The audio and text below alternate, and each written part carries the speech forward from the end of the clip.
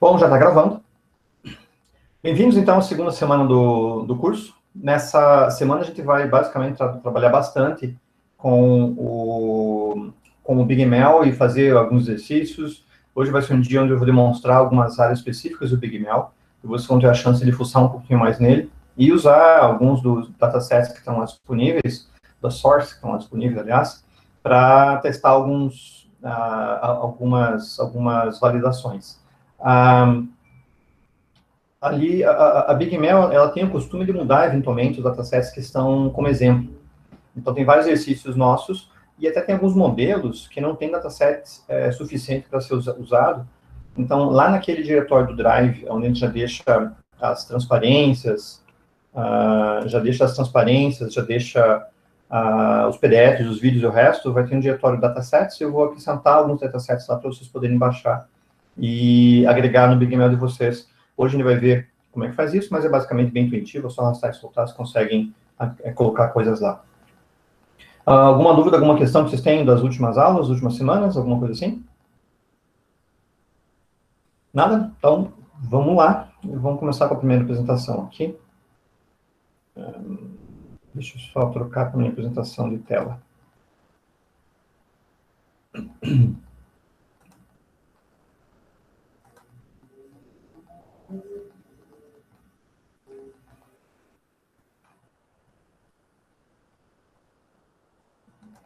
Todo mundo vendo minha apresentação? Ok.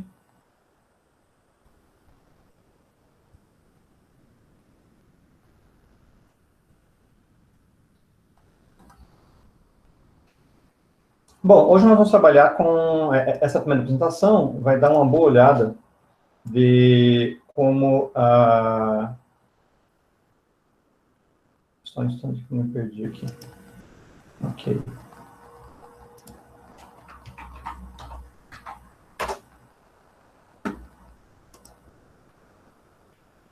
Essa apresentação aqui vai ser uma boa olhada no que são os conceitos da AutoML, no que é importante para a gente, como que o AutoML acaba sendo interessante, como é que ele é colocado no meio disso. Ele é uma tendência razoavelmente recente em relação a IA e sistemas de computação inteligentes, porque talvez nós não tínhamos a chance, nós não tínhamos hardware suficiente para conseguir fazer isso há pouco tempo atrás. E daí ver como é que o BigML entra dentro disso e como é que ele pode trabalhar. Bom, vamos ver rapidinho aqui os conceitos de AutoML, o próprio BigML, como é que ele roda dentro disso. Vamos brincar um pouco com o conceito de como que a intuição humana, como é que nós somos enganados com a nossa intuição, e de que forma que nós conseguimos que o BigML vai funcionar, como é que ele surgiu, e como que ele funciona, o que é o BigML de forma geral.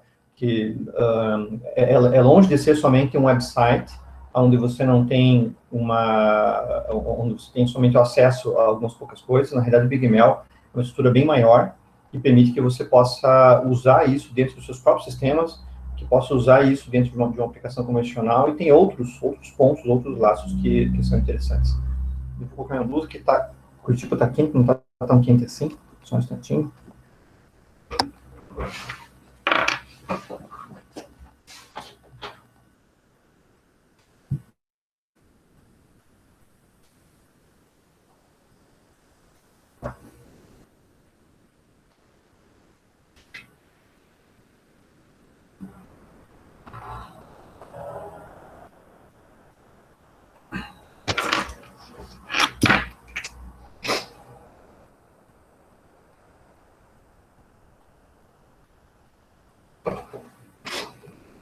O Carlos está avisando ali do formulário de frequência, para quem não preencheu ainda.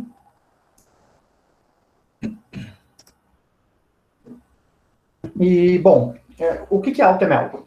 A gente discutiu algumas vezes na semana passada quais são os problemas que nós temos nos processos de machine learning. Basicamente, os processos de machine learning não são exatamente tão complexos assim, no sentido que nós temos frameworks que já são bem conhecidos. É muito difícil que você vá usar algum tipo de ferramenta, algum tipo de algoritmo, qualquer coisa que seja proprietário. A gente sabe que o open source tem uma tendência completamente dominante no mundo de computação, mas Em alguns setores, o open source acaba sendo mais importante ainda por corroborar a capacidade que você tem, corroborar o tipo de ferramenta que você pode usar. Isso inclui, basicamente, a criptografia, os processos de machine learning, aonde, como que você prova que o teu sistema é suficientemente hábil ou que ele cumpre o que diz um algoritmo em particular? Em teoria, os algoritmos de árvores de decisão, suporte vector machine e outros são bem conhecidos, mas de que forma que você está implementando aquilo de forma correta? Como que eu sei que você, por acaso, não está somente aceitando alguns parâmetros e não utilizando eles de forma geral? Um outro ponto interessante em criptografia, por exemplo, é o fato de que como você sabe que realmente aquele algoritmo é seguro, né? E o código aberto acaba sendo a melhor possibilidade disso. Basicamente, não se confia em frameworks que sejam de código fechado, daquele padrão, uma caixa preta de que confia em mim, eu estou fazendo aqui o algoritmo correto. Acaba sendo muito mais fácil confiar nos de código aberto, principalmente porque os grandões já deixam isso disponível. Então, você, nem por um lado, tem custos nisso, e por outro, você tem certeza de que aquilo cumpre o que diz, porque basicamente você tem todo o mundo acadêmico, todo o mercado industrial, você tem dezenas, centenas, milhares de cientistas, dezenas, milhares talvez, que estão olhando aquele código continuadamente. Quando há algum erro, a gente acaba voltando lá para o código para dar uma olhada. Eu digo isso para mostrar que o desenvolvimento do machine learning, da IA de forma geral, é bastante complexo, mas como é um processo bem colaborativo, com esses softwares de código aberto e coisas assim, a gente tem uma certa confiança em cima disso. E que, uma vez que você tem daí os frameworks como o PyTorch do Facebook, o TensorFlow do Google e os outros, você tem confiança não só da Google, do Facebook e das outras entidades, mas tem confiança dos milhares de cientistas que estão publicando e usando aquilo continuadamente. Até acho que 2018, mais ou menos, o TensorFlow era o framework mais usado em publicações, em papers acadêmicos, papers científicos. A partir de 2019, no ano passado, o PyTorch tomou essa fronteira. Então, em alguns papers que eu escrevo, Reinforcement Learning, eu uso o PyTorch, por exemplo. Apesar do TensorFlow poder fazer isso também. Isso quer dizer que o framework em particular, você tem disponível. E, claro que você vai ter avanços pontuais aqui nos algoritmos, né? Mas, de regra, o que nós fazemos é usar os frameworks. Então, devia ser fácil, né? Talvez. Bem, na verdade, a dificuldade dos processos de machine learning ainda são grandes. Como a gente já comentou várias vezes aqui, só selecionar e formar, reter os profissionais é muito caro. Quanto é que custa ter um profissional onde você investe, paga para ele fazer um mestrado, dá tempo livre para ele fazer isso, para fazer um PhD, um doutorado, coisa assim, ou que você acumula tempo suficiente de experiência nele para que ele possa trabalhar com tudo isso. Apesar de eu reforçar o fato de um mestrado, um doutorado, aqui no Brasil isso é muito pouco comum, né? A gente, em geral, pensa que a pessoa tem que ir para o mercado e trabalhar somente de forma geral, ao passo que lá fora, o profissional que tem um mestrado, tem doutorado, acaba sendo muito valorizado no mercado industrial, no mercado real. Basicamente, até porque aqui no Brasil a gente ainda está com um déficit muito grande de mestres e doutores para ir para a academia, então, para dar aula nas universidades. Lá fora, em boa parte do mundo, onde as universidades são mais antigas, boa parte do primeiro mundo, você não consegue ser professor de uma universidade. A premissa para você se candidatar a ser professor é ter um doutorado, ter um PhD. O mestrado já é alguém que vai ser um pesquisador ou um funcionário, um programador de nível mais alto. E a indústria absorve bem, porque como você forma muito mais mestres e doutores do que as universidades precisam, você absorve o resto disso no mercado, e no mínimo, o teu profissional que tem um mestrado, ou um doutorado, mas pode começar no mestrado, é alguém que sabe se virar realmente muito bem, porque teve que fazer isso. Ele teve que desenvolver uma pesquisa, achar um tema e criar coisas assim, a um nível bastante alto. Eu creio que a gente vai mudar isso com o tempo, ele vai tornar nossa mão de obra mais especializada, com maior qualidade em pouco tempo. A gente basicamente não tem muita opção, né? Eu já tinha comentado que eu ministrava aula para mais de um terço da turma da China, um outro terço da Índia, o resto dos europeus, e tem mais um país que eu tinha esquecido de comentar, que é um país importante que está investindo muito dinheiro em formar engenheiros, programadores e mestres, doutores, que é um país vizinho ali da Índia, que é o Paquistão, que já foi parte do que a Índia era no passado. O Paquistão, a gente quase não lembra muito dele, tem imagino que tem uma série de problemas, conflitos e coisas assim internos, mas o Paquistão é maior que o Brasil em termos de população, tem 220 milhões de pessoas, e eles estão investindo bastante em formar programadores, em formar pessoal técnico para lá, sem esquecer dos dois vizinhos, a Índia e a China, que com mais de 1 bilhão de pessoas cada um deles, essa disputa vai ser grande. Então, é difícil formar profissionais, é caro fazer isso. Escolher a infraestrutura, criar a infraestrutura para poder executar o machine learning também é complexo. Então, você ter suas próprias máquinas, servidores, ter seus próprios recursos, pode acabar sendo caro. Então, isso valeria a pena colocar isso na nuvem, por exemplo, né? Na realidade, Google, Microsoft, Amazon já tem locais em nuvem basicamente prontos para que você possa fazer isso. Então, isso é uma certa realidade, você consegue trabalhar de forma adequada e comprar isso mesmo hoje em dia. Mas você vai ter que tomar algumas decisões mesmo no ambiente de nuvem. Outro ponto é que programar os seus artefatos já passa um pouco do trivial, né? Trabalhando com Hadoop, com Machine Learning, você já talvez tenha que ter um programador com um pouco mais de experiência, ou um pouco mais de treinamento. Além do fato que só escolher os frameworks disponíveis já pode ser um outro nível de complexidade, que exige também experiência, para que você gaste menos tempo, não diria errando, mas que gaste menos tempo com essa variabilidade toda que você tem, em termos de quais APIs usar, quem usa mais TensorFlow, quem usa mais PyTorch, o Spark, o Scikit-learn, qual deles escolher, para esse problema particular que eu estou rodando, qual é a melhor framework, e assim por diante. Então, é caro, exige muita experiência, e isso fez com que muitas empresas basicamente se afastassem do machine learning e pensassem em deixar isso para os tendões. Então, tá bom, o Google vai fazer isso, a Amazon vai fazer isso, e eu, eventualmente, vou usar isso quando eles criarem alguma API pequenininha para mim trabalhar, ou coisa assim.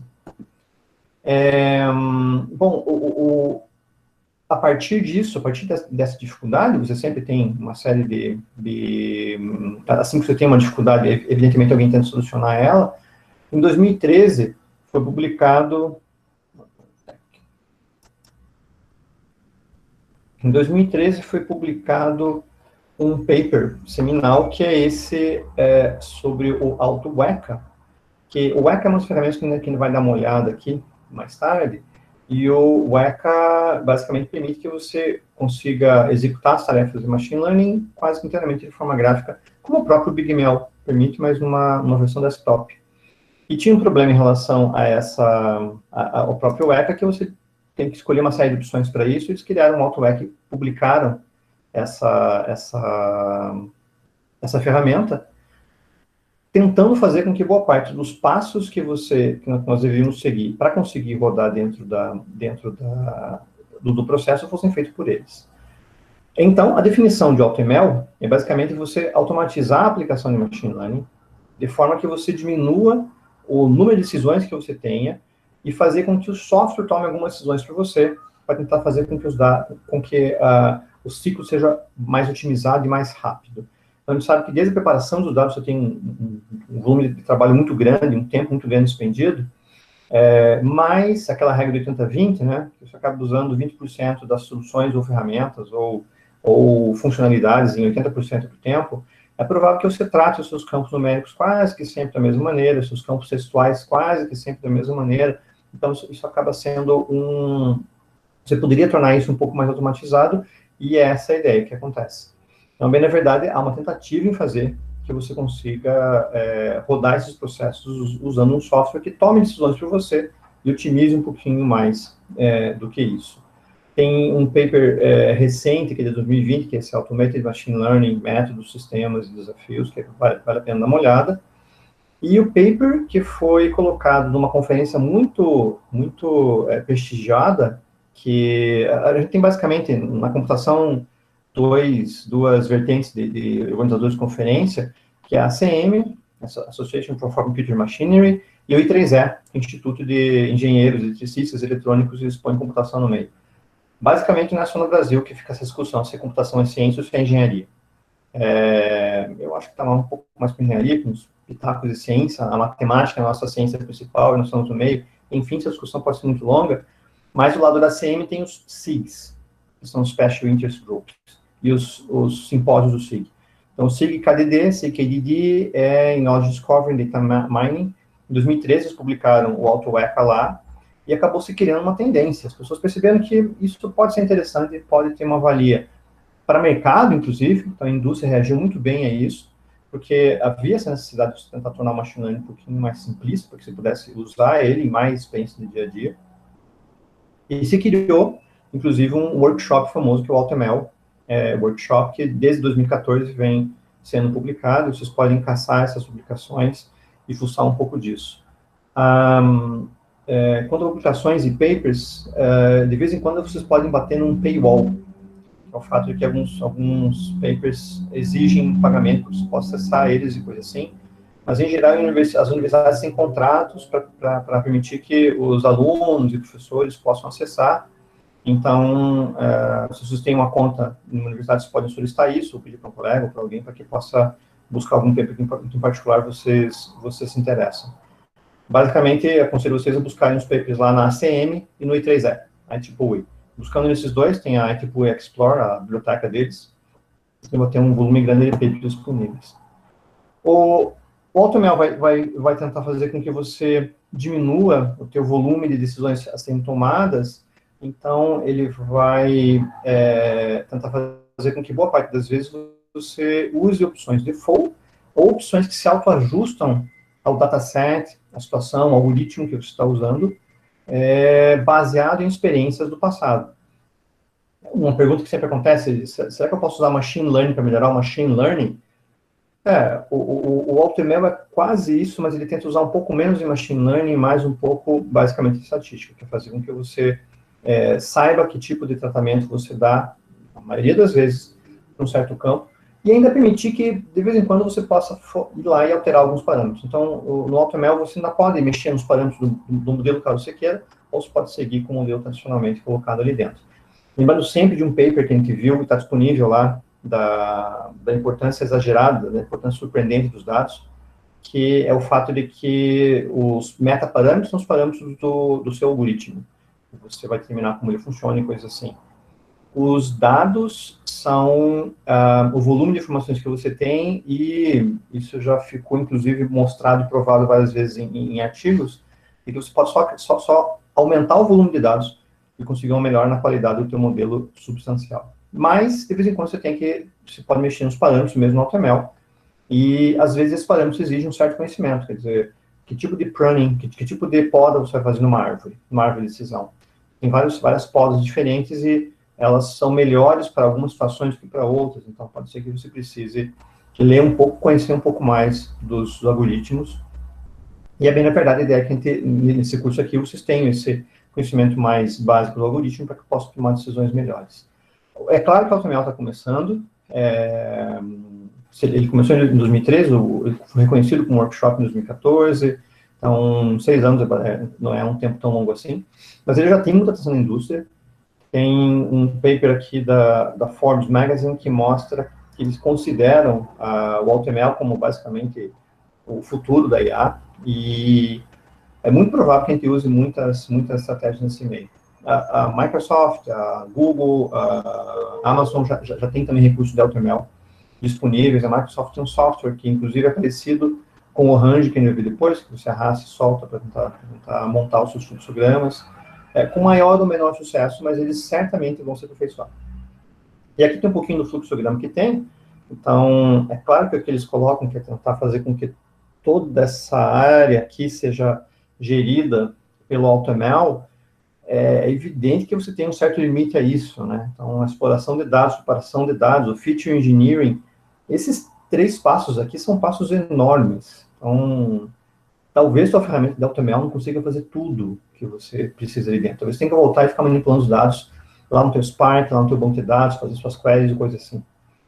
Mas alguma coisa você pode fazer nas ferramentas AutoML, elas se preparam para isso. O Model Selection, Model Training e o tuning dos parâmetros é alguma coisa que o AutoML tenta ajudar também, mas ele permite que você possa usar os defaults para a situação, e a ferramenta vai decidir, baseado no teu dataset, nas características dos seus dados, baseado no que você quer do seu modelo, ela pode tentar intuir as principais possibilidades para aquele caso em particular e tentar rodar. Então, talvez, com alguma sorte, você consiga realmente ter todo esse processo aqui feito direto, só busca os dados aqui, carrega os dados de algum lugar e passa a ter as predições feitas de alguma maneira. O AutoML, ele exige que você tome algumas decisões, quer dizer, você tem que selecionar o modelo, você tem que selecionar qual é o algoritmo, basicamente, né? Alguns outras ferramentas tentam fazer isso por você, tentam te dar algumas possibilidades, quer dizer, testar diferentes possibilidades de entregar qual é a melhor. O AutoML tem algumas possibilidades de fazer isso quando você tenta pedir para ele rodar o OptiML frequentemente, nós vamos ver isso, mas há uma certa disparidade entre as ferramentas ainda. Bom, isso aqui era o que era o AutoML. Vamos começar a trabalhar um pouquinho agora com o BigML em particular. Bom, o BigML, ele foi fundado em 2011, e isso é um ponto interessante, essa data é interessante, porque ela é uma data anterior a esse boom que o Machine Learning teve, que o Machine Learning experimentou. Então, o BigML foi fundado antes do Machine Learning ser cool, ser uma coisa que todo mundo quer usar o tempo todo. E ele foi fundado por um empreendedor espanhol chamado Francisco J. Martín. Eu não lembro o que é o J, o que é o J. E ele fez o doutorado dele, ele já era alguém que já trabalhava com diversas empresas. Lá na Espanha, acho que todo país tem um pouquinho disso, né? O Francisco Martín é considerado assim um misto entre o Elon Musk e um Steve Jobs, exagerando um pouquinho. Mas ele é um empreendedor que sempre consegue coletar dinheiro do mercado. Ele sempre consegue encantar investidores e conseguir alguns milhões de euros e criar a próxima empresa.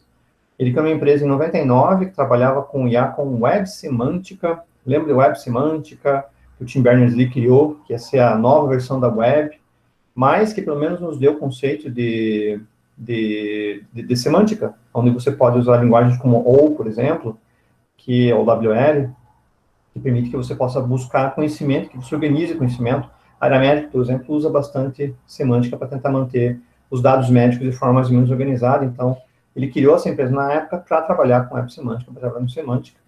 Em 2004, ele criou uma empresa que mexia com data science e fazia basicamente recomendação de produtos, a Strands. Lembrando que, vocês estão lembrando do histórico de Machine Learning e IA, em 2006 teve o paper seminal sobre a melhora em redes neurais. Mas os algoritmos de recomendação são um pouco antigos, mais antigos do que isso. A gente só passou a ter mais dados e ter mais hardware para mexer com isso. E, finalmente, em 2011, depois de terminar o PhD dele, ele fez o PhD dele com o professor Dietrich, de uma universidade americana. Ele conseguiu mais dinheiro no mercado e fundou a BigML. Então, é um empreendedor bastante profícuo lá na Espanha. Curiosamente, a sede da BigML fica numa cidade chamada Corvallis, no Oregon. E Oregon é o estado que está logo acima da Califórnia. Então, se a gente for dar uma olhada aqui, Califórnia aqui embaixo, se não me engano, eles têm aquelas fronteiras retas, né, nos Estados Unidos, não baseada em acidente natural. E na Califórnia que está o Vale do Silício, em São Francisco e tal, então eu acho que de Corvallis até Oregon, até o Vale do Silício dá uns 800 quilômetros, que é um voo não tão longo assim. E o Vale do Silício é um lugar muito caro, então o que está acontecendo é que os estados e cidades em volta estão se aproveitando disso, oferecendo, olha, vem para cá, não precisa ficar lá, você fica perto, a gente dá condições, e Corvallis é uma dessas cidades que dá algumas benesses, e Corvallis tem um dos maiores índices de patentes nos Estados Unidos. Ela abriga várias cidades, é um Vale do Silício do Oregon, ali perto de Portland. E a sede oficial é lá, mas eu creio que eles criaram a sede lá para manter um contato com o Vale do Silício, basicamente. As sedes de desenvolvimento, a sede de desenvolvimento principal fica na Catalunha, na Espanha, em Valência. E lá está o volume principal de programadores, com algumas pessoas na Escócia e em Londres também. Mas, basicamente, a empresa tem o seu quê de inovação, porque o que o Francisco J. Martín fazia era, basicamente, se beneficiar da leitura de papers, e ele teve um insight muito bom. Percebam que o BigML apareceu em 2011, o paper seminal de AutoML em 2013. Como a BigML era uma empresa, ele não pretendia colocar isso como ferramenta aberta, ele tem um custo, né? A gente viu isso na semana passada, ele não publicou muito disso. Mas, enfim, nós temos essa diferenciação em relação ao BigML, ele é bastante recente, digno de nota. Ah, tá aqui a estatística. A estatística é de 2011, um pouco antiga, mas mostra que Corvallis é número 1 para patentes, coisas assim, eles tentam fazer o máximo possível para atrair mais empresas lá dentro. Isso é importante para a cidade de forma geral. Eu adoraria que no Brasil a gente também tivesse isso. Eu adoraria poder morar numa cidade menor, com uma qualidade de vida razoável, sem precisar do trânsito de Curitiba e aonde tivesse o suporte para que tanto um centro universitário grande quanto empresas pudessem funcionar. Isso acontece frequentemente fora do Brasil. Eu imagino que aqui com o tempo a gente também tenha isso, pelo menos eu espero. Aqui um pouquinho do Big Mel. No mundo, então, ele se espalha bastante, tem um conjunto de, não sedes, mas representantes, pessoas que são tem um nome específico para os divulgadores do Big Mel. Eu fiz certificação, sou deles também, e qualquer um de vocês que seja ligado a uma universidade, por exemplo, pode solicitar isso lá no site do Big Mel. Eles gostam muito disso, gostam que as universidades usem como qualquer empresa de software, né? E você, inclusive, ganha aquele volume de uso de dados maior quando você faz parte de uma universidade. Basicamente, eles querem mostrar como é fácil usar a ferramenta para alguém que está num curso universitário, com o mesmo intento que todas as ferramentas que são fornecidas de graça têm. Obviamente, se você acostuma o aluno a usar aquela ferramenta, há uma possibilidade, não é tão remota assim, de ele comprar a ferramenta, ou pedir para a empresa que ele trabalha comprar a ferramenta no futuro. E para muitas empresas, o custo do Big Mel não chega a ser abusivo pelo que você pode fazer, pelo que você tem em termos de desempenho. Então, é uma estratégia bastante razoável. E a plataforma Big Mel é alguma coisa muito maior do que somente a visão web que a gente vê. Basicamente, o Big Mel é isso daqui.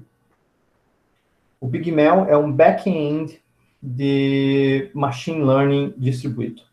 Então, o que eles têm é um conjunto de servidores que está brigado na Amazon, que rodam todos os processos, todos em nuvem. Então, você tem tudo lá dentro, desde um servidor de dados, de arquivos, para que você possa manter os seus datasets, seus arquivos fontes, seus datasets depois, até um monte de servidores com poder de processamento para poder executar tudo lá, rodar o modelo lá dentro, treinar o modelo, fazer as predições, fazer todo o resto, executar todas as áreas que o Big ML tem.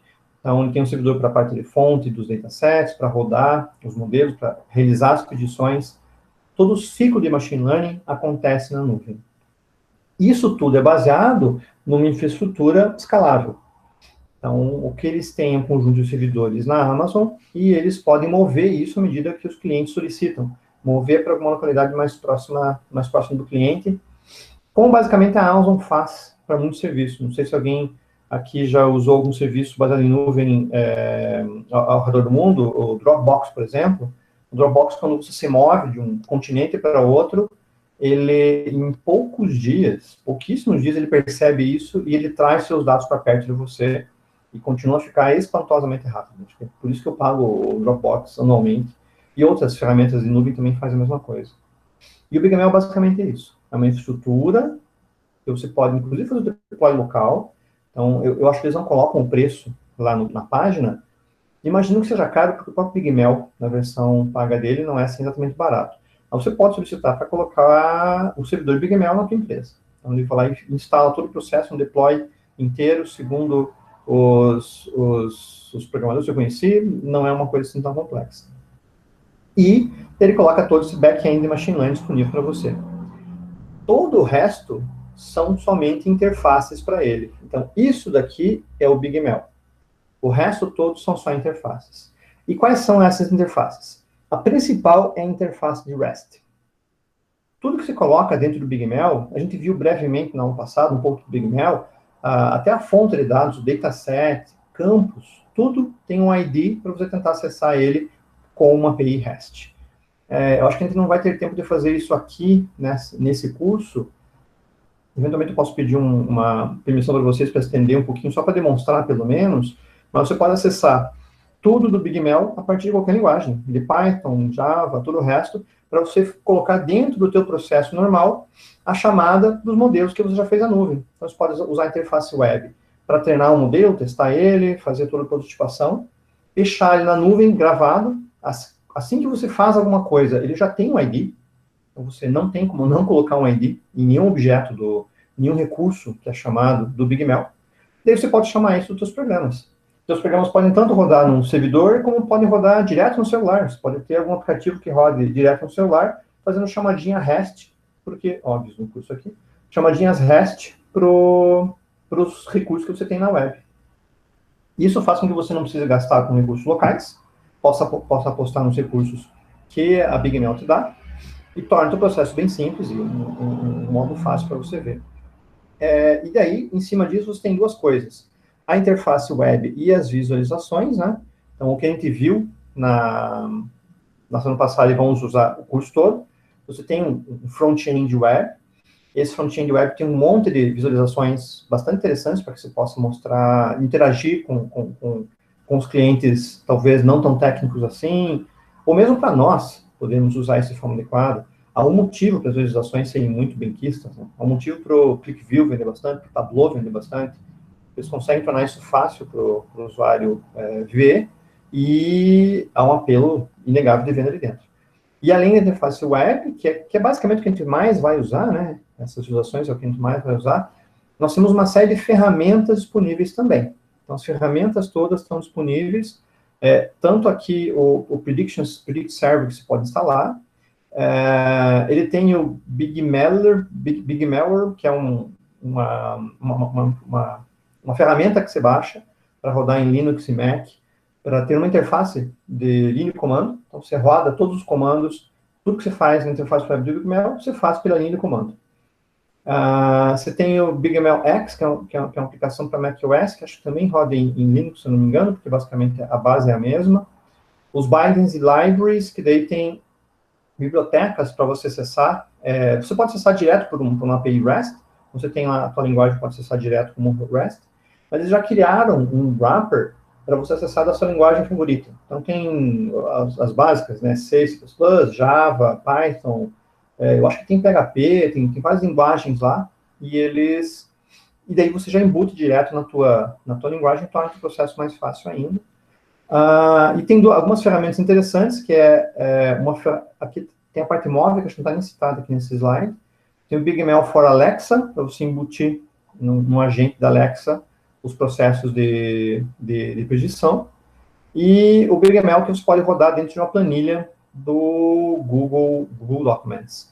Então, tem um conjunto grande de ferramentas para usar, que você pode mixar, e, na realidade, as ferramentas todas estão disponíveis de forma gratuita. A única coisa que você paga é o plano tanto de dados quanto de tarefas que você tem lá no BigMel. Então, você não paga para usar o BigMel for Mac ou for Linux aqui, não paga para usar o BigMailer, que é a command line para Linux e para Mac também. Por motivos eu não gosto muito do Windows, né? Por programador em geral, acho que só no Brasil o programador ainda usa o Windows, lá fora, enfim. Você não paga para usar ferramenta nenhuma, estão todos disponíveis, você pode baixar à vontade. Agora, você vai fazer acesso ao serviço no limite que você tem. Então, a nossa conta gratuita de 16 MB, se não me engano, é isso que você vai poder usar usando qualquer das ferramentas aqui dentro. A conta acadêmica de 4 GB, aí você vai poder usar esses recursos aqui com 4 GB de dataset. Eles cobram pelo volume de dados que você pode usar dentro de um processo de machine learning, e junto com esse volume de dados também está o número de tarefas simultâneas, né? Lembro que eu tinha comentado com vocês. É o fato de que o plano básico permite, acho que, 2 tarefas simultâneas. Então, se tiver clientes conectando via Web Service REST, você vai ter 2 simultâneos, provavelmente vai ter que enfileirar os outros. E à medida que o plano cresce, você pode ter mais tarefas, até um ponto limitado. Mas o ponto principal a lembrar é que isso daqui, essa parte aqui embaixo, é o BigMel. O resto é só a interface, então usando uma interface. E do mesmo jeito que eles montaram a interface do BigMel baseada nas APIs REST, você pode colocar isso no seu programa. Então, não interprete o BigMel como a página web, a interface, o front-end web que a gente está vendo. Isso é só um front-end. O BigMel mesmo é que está rodando lá nos servidores, e você pode usar isso a partir até de uma planilha do Google Docs, até de um Alexa, incluindo isso dentro do teu programa, vendo os resultados. Você pode subir fontes, literalmente tudo que você pode fazer pelo front-end web, você pode fazer pela API REST, pelas APIs das linguagens e por basicamente todas as ferramentas. Tudo bem? Então, é um serviço Interface web é só uma interface, realmente. E isso aqui eu peguei de uma apresentação da própria BigML, que é interessante só para ver como os motivos pelos quais eles colocam, é útil até para melhorar os argumentos de vendas de vocês também, né? É evidente que a capacidade humana é bastante limitada. A gente tem um limite, apesar de nós termos uma rede neural extremamente hábil, a gente tem um limite em como nós conseguimos usá-la, porque ela foi criada para reconhecer padrões. A gente tinha que sobreviver na natureza, era uma outra função. Mas, enfim, é limitado, a gente tem que passar por cima disso. E o Machine Learning, nós já vimos isso várias vezes, só aqui com o gráfico da BigML, transforma volumes de dados em insights acionáveis, actionable insights, que são predições vivas, que você pode enviar um dado novo, ele te retorna uma predição nova. Bom, e como é que a gente faz um processo de Machine Learning? De que forma que a gente coloca isso? Imagina uma situação hipotética aqui. Você está procurando uma casa para comprar, você quer buscar uma casa, e você, depois de muita busca, acaba achando uma casa em particular, num certo local, a um determinado preço. E a pergunta é, esse preço é justo? Esse preço está dentro do mercado? De que forma que você pode tentar mensurar isso? Aí tem a plaquinha ali de à venda, com a placa de não assombrado, not haunted. Se não me engano, a lei americana exige que se a casa teve qualquer tipo de assassinato violento, se a pessoa morreu ali dentro, tem que dizer isso no contrato de aluguel, no contrato de venda. Ainda assim, metade dos filmes de terror americanos é porque alguma coisa aconteceu na casa. Enfim, como é que você determina se o preço é justo realmente ou não? Basicamente, o que você vai ter que fazer é analisar o mercado, analisar as casas que estão em volta, com as mesmas características, mas além disso, tem que saber quais são os preços médios para aquela região de forma geral, e quase que a única chance que você tem é tentar achar um especialista humano. Então, para quase qualquer processo humano, processo de interação, você vai ter que achar um especialista do campo que te diga, que saiba de antemão as variáveis que você tem. E o especialista, basicamente, tem alguns problemas, principalmente porque, para você se tornar um especialista, você tem que passar por um longo tempo de experiência, esse longo tempo custou recursos e dinheiro, então o especialista também não vai ser barato. Além do fato de que um especialista realmente bom é alguém que já acumulou bastante experiência e se destacou dentre os pares, então ele acaba sendo um pouco raro também. Outro ponto complicado é como é que se valida a experiência do especialista. E esse especialista em particular, no caso, não teria um corretor de imóveis, ele tem experiência com aquele tipo de propriedade em particular, tem experiência com aquele tipo de local em particular, de cidade em particular. Quem sabe ele foi talvez um corretor de imóveis de algumas regiões de São Paulo seja diferente do corretor de imóveis de algumas regiões de Curitiba. Ele tem que ter contexto para o conhecimento dele. Esse especialista está levando em conta todas as variáveis possíveis, ele consegue levar isso em conta? Claro que o ser humano tem limitações, mas de que forma que ele faz isso? Há quanto tempo ele renova o conhecimento dele? O conhecimento que ele possui é razoavelmente atualizado? E fica muito difícil de validar suas próprias respostas. Nesse caso, a gente acaba se sentindo mais ou menos como o usuário, quando fica frente a um especialista em computação. Como é que eu sei o que esse cara está falando tem um mínimo de razoabilidade? É por isso que os usuários têm uma desconfiança enorme da gente, né? Eles não, assim que você fala 2, 3 acrônimos ali, ele já divaga e não sabe se você está falando alguma coisa razoável ou se está enrolando ele, mais ou menos aquele receio quando você vai no mecânico e não conhece muito de mecânico, ele pode enrolar à vontade. Mas você tem que saber até que ponto você tem como validar a experiência do próprio especialista. Quantas vezes ele acertou? Quantas vezes ele errou? E quase ninguém consegue explicar a própria experiência em detalhe, isso é um pouco difícil. Além do fato de que humanos têm uma dificuldade enorme em trabalhar com estatísticas intuitivas, porque nós confiamos sempre no nosso senso comum, no nosso bom senso, que nada mais é que um processo de machine learning feito por uma rede neural muito potente como a nossa, porém com os dados limitados com a nossa experiência. Esse senso comum pode nos levar a conclusões errôneas. Por exemplo, tudo isso daqui é baseado em dados específicos, né? Vamos considerar duas cidades aqui.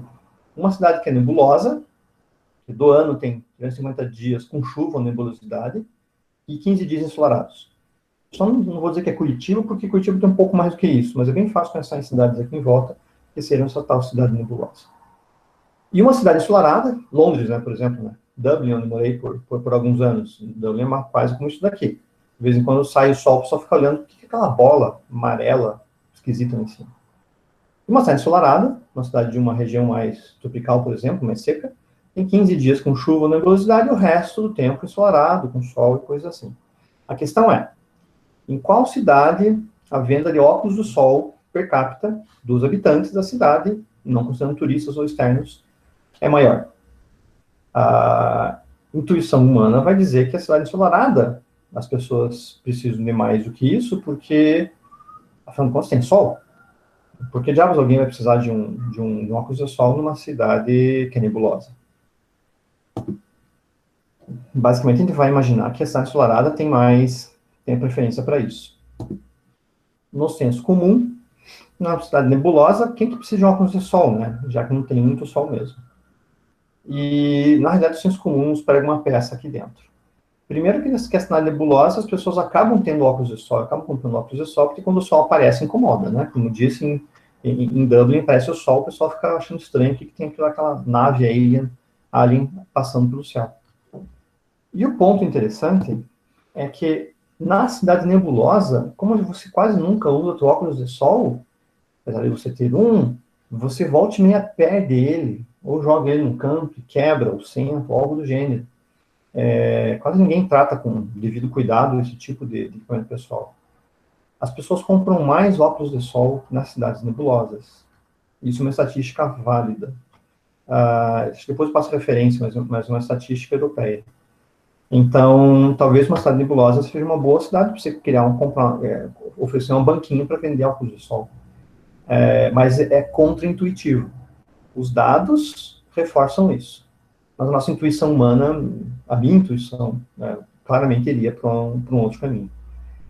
Notadamente, eu percebi que eu comprei um monte de óculos de sol lá em Dublin, daqueles mais simples, porque eu tinha perdido o segundo já, eu desisti e comecei a comprar vários óculos de sol. E tinha um aqui e outro ali para poder usar.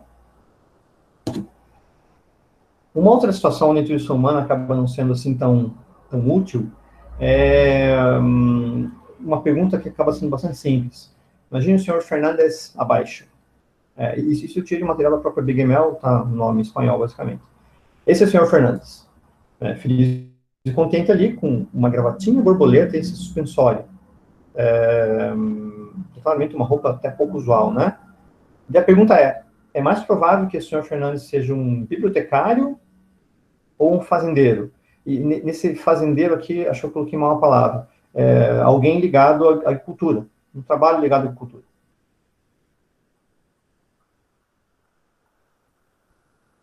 Até por eu ter elaborado mais a pergunta, fica mais fácil intuir e claro, que eu estou dizendo de erros na intuição humana, todo mundo acha que o bibliotecário vai ter essa cara com uma gravatinha borboleta, coisa assim do gênero.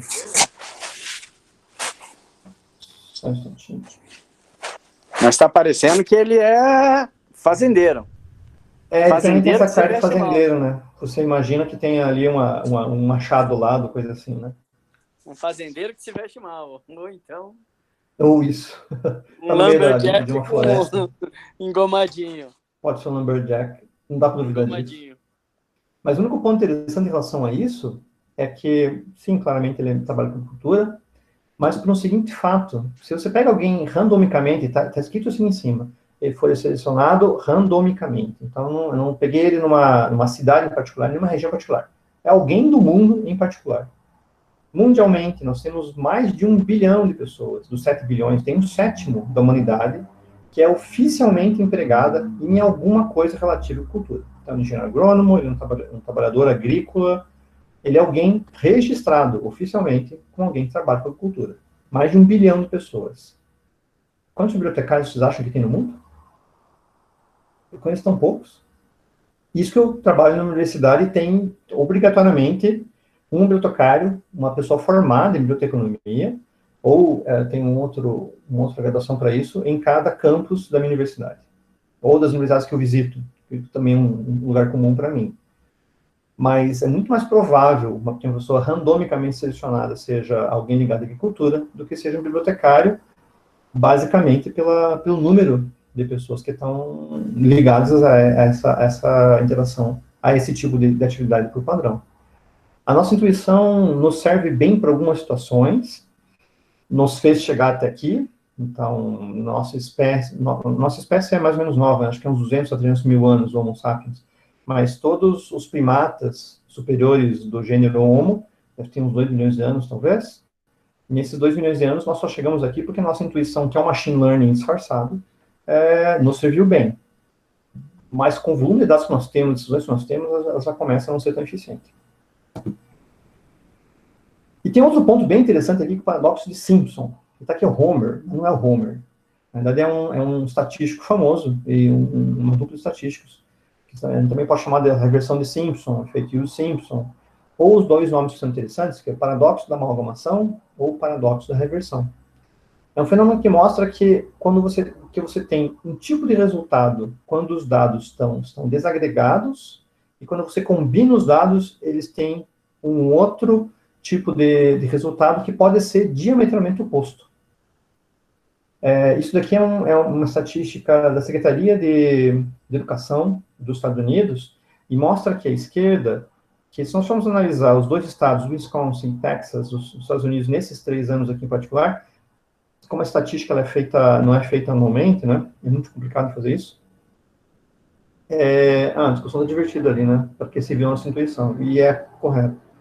Nós percebemos aqui que, aparentemente, a política educacional do Wisconsin é melhor do que a política do Texas. Então, se ela está ganhando sempre, apesar de por uma margem não tão grande assim, então se deveria aplicar as políticas do Wisconsin e do Texas. Na realidade, se você divide isso em Wisconsin e Texas, pelas classes classificadas por etnicidade, pelo grupo étnico, e nós sabemos que, estatisticamente, o grupo étnico tem uma importância muito grande no nível educacional que as pessoas têm, e no acesso à educação, e mais uma série de outros aspectos. Se nós dividirmos isso daqui, o Texas, na realidade, tem um sucesso maior. Então, ele é maior entre afro-americanos, é maior entre hispânicos e maior entre caucasianos. Em negros, descendentes ali no México, perdão, ali no Texas, provavelmente vindo do México, né? E pessoas de origem europeia, brancos. Nessas divisões todas, o Texas ganha nas 3. A única questão é quando você soma tudo isso e faz uma agregação dos dados, como você tem o volume maior de caucasianos no Wisconsin, o Wisconsin aparece ligeiramente acima do que o Texas tem. Na realidade, as políticas educacionais no Texas são muito boas. Elas conseguem ser melhores para cada grupo do que em Wisconsin, e isso é importante porque você mostra que o Texas tem uma preocupação específica com o dado diferencial que é mais relevante, nesse caso, que é acesso à educação, qualidade da educação, que é a raça ou a etnicidade. E para um conjunto muito grande de problemas, o paradoxo de Simpson acontece. Então, se tratar os dados em classes, eles vão ter um resultado. Se tratar eles agregados, ele pode ter um resultado literalmente oposto. Depois busquem no Google o paradoxo de Simpson, e imagino que alguns de vocês que tiveram um treinamento maior em estatística devem ter passado por isso. Eu acho que foi apresentado o paradoxo de Simpson quando eu comecei a ler alguns livros de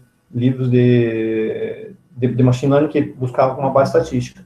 Eu não recordo de ter tido isso na minha graduação, nas 2 cadeiras de estatística que eu tive. Mas talvez alguns de vocês mais recentemente tenham tido, ou alguns de vocês que serão formados em matemática ou estatística, talvez.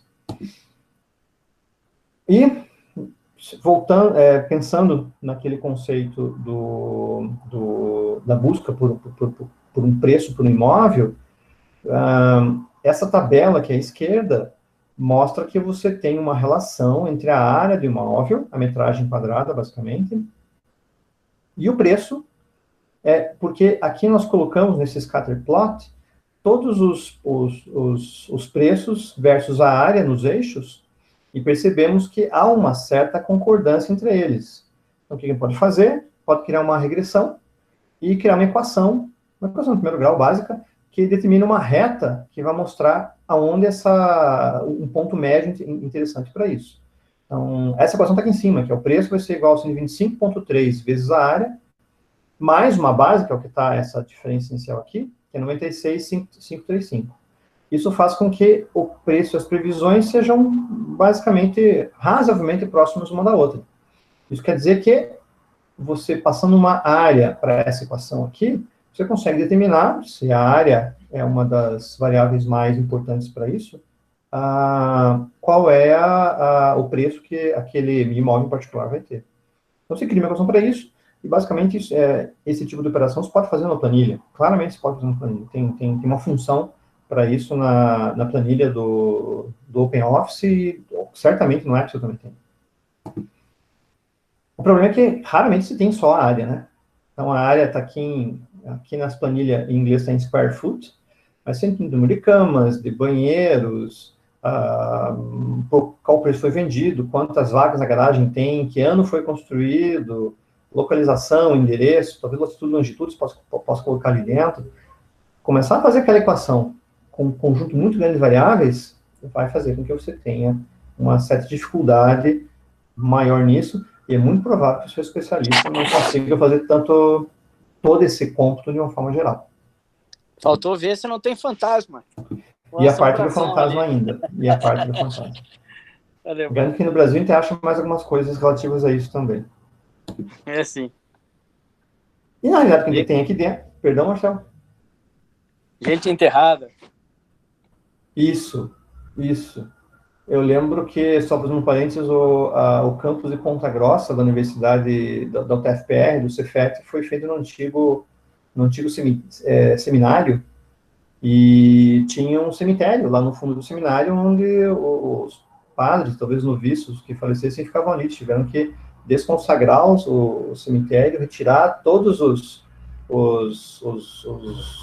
restos que estavam ali dentro, e transportar. Isso ficou todo mundo assistindo ali, né? O professor perguntou uma coisa interessante aqui. Os dados de latitude e longitude permitem cálculos espaciais ou ele trata como dados nominais? Em quase todos os algoritmos, você vai ter que fazer uma transformação dos dados espaciais para que eles possam ter significado. Então, que transformações que a gente faz em geral? Colocar eles dentro de um polígono que faça sentido. Então, se você tratar ele só como latitude e longitude, ele vai entrar como um dado float, um dado real, né, um número real, o que pode dar certo até para algumas aplicações, né? Mas ele vai tratar só como um número. Mas você pode transformar isso previamente, não usar latitude e longitude e usar um polígono. Para algumas aplicações maiores em termos de espaço de dados, pode ser que você possa usar isso somente como o bairro da cidade ou até um município como um todo. Aí talvez a latitude e longitude possa ser substituída só por um código do município. Ou para outros você pode pedir alguma coisa mais específica e tratar isso dentro de um bairro da cidade ou dentro de um setor censitário do IBGE ou alguma coisa assim.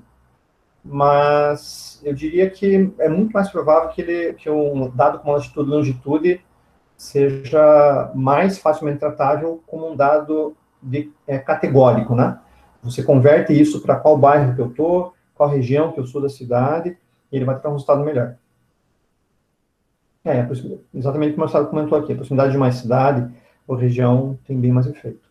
Mas foi bem apontado. A gente, às vezes, não dá muita bola para dados geográficos, eles são bastante relevantes para um conjunto enorme de predições. A gente simplesmente deixa eles de lado. Esse aqui é um outro gráfico, nós temos aqui as features, daí um modelo específico, né? Os exemplos, em geral, são o número de registros, né? Na casa de milhões, ou até mais do que isso. As features, os campos, você pode ter milhares delas, centenas ou milhares. Talvez, no fim das contas, você não acabe usando todas. Talvez você possa usar você vai usar um número, às vezes, supermente pequenos.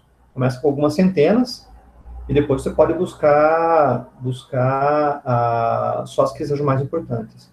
Então, você pode ter um conjunto grande de features aqui. É desejável que você possa começar, pelo menos, com um conjunto grande delas, até para experimentar. Aí você passa isso daqui por um algoritmo, e ele cria, então, um modelo. Como sempre, o modelo é a junção do algoritmo mais os dados que você tem. Isso daqui é o modelo.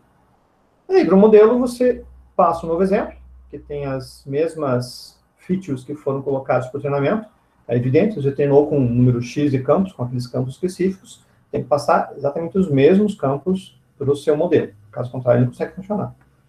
E então você tem uma predição e em quase todos os tipos de algoritmos que nós vamos ver, com um determinado grau de confiança, um determinado grau de certeza. Então, ele diz, olha, isso aqui vai ter, como nós vimos na aula passada, eu acho, esse paciente pode ter diabetes com 85% de chance, com 105% de chance, ou coisa assim. Todos esses dados são importantes para que você possa julgar de forma adequada. Sim, o professor Edson colocou aqui também que os dados de propagação, dados de vizinhança podem ser importantes para, por exemplo, propagação de epidemias. A gente está vivendo exatamente esse tipo de momento, e é importantíssimo lembrar como que em Londres, no século XIX, isso foi descoberta a origem das epidemias de cólera, quando o médico percebeu que o cólera se espalhava baseado em vizinhança com a propagação de água, com água contaminada e com uma fossa que era próxima daquela fonte de água em particular. Então, ele descobriu o vetor de propagação do cólera, que era pela água contaminada. Então, a noção de vizinhança, por exemplo, pode ser absurdamente importante nisso. E daí a gente vai ter que começar a pensar em graus, né? Você vai ter os polígonos que determinam quais são os bairros, divisão de bairros, coisas assim, marcar alguns deles e usar um outro campo gerado que passa a ser a distância daquele polígono original em particular, caso você saiba onde está o polígono que se origina aquilo. Se não me engano, no caso da cólera, no século XIX, eles imaginavam que a cólera era transportada pelo miasma. Era, assim, misto entre o éter, o ar e coisa assim, que o organismo se espalhava. Eles não estavam assim tão errados, não havia um espalhamento disso, eles só não sabiam o vetor em particular, e não sabiam que era água contaminada, e que bastaria, por exemplo, ferver a água para que isso acontecesse. O médico descobriu isso, detectou aquela fonte contaminada e percebeu isso também, porque quase todo mundo em volta estava tendo problemas, exceto alguns trabalhadores de uma cervejaria por perto, que não tomavam a água, mas tomavam a cerveja, que a água era fervida para fazer a cerveja. E aí ele percebeu que a fervura da água poderia ser um bom fator de proteção para isso. Enfim, essas discussões são bastante interessantes, até para descobrir novas maneiras de como achar as informações. Aqui o que o BigML faz de forma geral, nós já vimos um pouco disso. Então, o BigML tem os algoritmos que são chamados subdivisionados. Basicamente são algoritmos de classificação e regressão, nós já vimos alguns deles, e tem... o BigML ele tem um conjunto limitado de algoritmos, e toda empresa que cria um produto de AutoML, ela vai ter que tomar essas decisões. Então, uma coisa que eu perguntei até para o pessoal da BigML lá na Espanha, era o fato de que, por que não colocar o SVM, Support Vector Machine? Ele tem um desempenho muito bom, e tem uma precisão que pode bater regionais, boa parte das vezes. É bastante recente, tem muita pesquisa e coisa assim. Eles comentaram que, no que eles avaliaram, pelos clientes que eles tinham, os ensembles, as florestas de árvores, já tinham um nível de eficiência tão bom quase quanto os SVMs e não seriam necessários. No que eles não estão errados, os ensembles, as random forests, são basicamente tão eficientes quanto os SVMs. Então, eles não colocaram. Então, a questão é que quem vai desenvolver uma ferramenta de AutoML vai tomar decisões, e quem for usar essa ferramenta vai arcar com essas decisões. Então, eu preciso usar Support Vector Machine. Por algum motivo, tem uma necessidade de usar isso daqui. O BigML não é para você. Dependendo do tipo de rede neural que você vai usar, o ECA não vai conseguir fazer o que você quer. Então, o que a ferramenta faz é, olha, eu estou ofertando esses algoritmos aqui, que esses eu coloquei dentro do meu fluxo de trabalho. Se isso não satisfaz as suas necessidades, seus requisitos, talvez seja o caso de usar uma outra ferramenta. Então, o BigML tem alguns algoritmos para classificação e regressão, não todos. Tem os time series também, que são processos supervisionados. E tem um conjunto de algoritmos também para os não supervisionados. Tem a análise de cluster, detecção de anomalias, descoberta de associações e top modeling. PCM também, que não está listado aqui, mas é mais uma preparação de dados. Então, tem aquele conjunto limitado de algoritmos, e eles incluem algoritmos ao longo do tempo. Desde que eu comecei a trabalhar com o BigML, acho que eu já vi ali uns 3 ou 4 algoritmos serem incluídos. As regressões, a regressão linear, que tinha só a regressão lógica antes, acho que o PCM também não tinha, quando eu comecei a trabalhar com ele, alguns anos atrás, então eles acabam evoluindo, mas essa evolução tem que ter uma justificativa nos fatos, quer dizer, isso é importante para o meu tipo de cliente em particular, então eu implemento, caso contrário. No caso do SVM, o BigML implementa redes neurais e implementa random forests. O SVM fica entre as redes neurais e as florestas de árvores.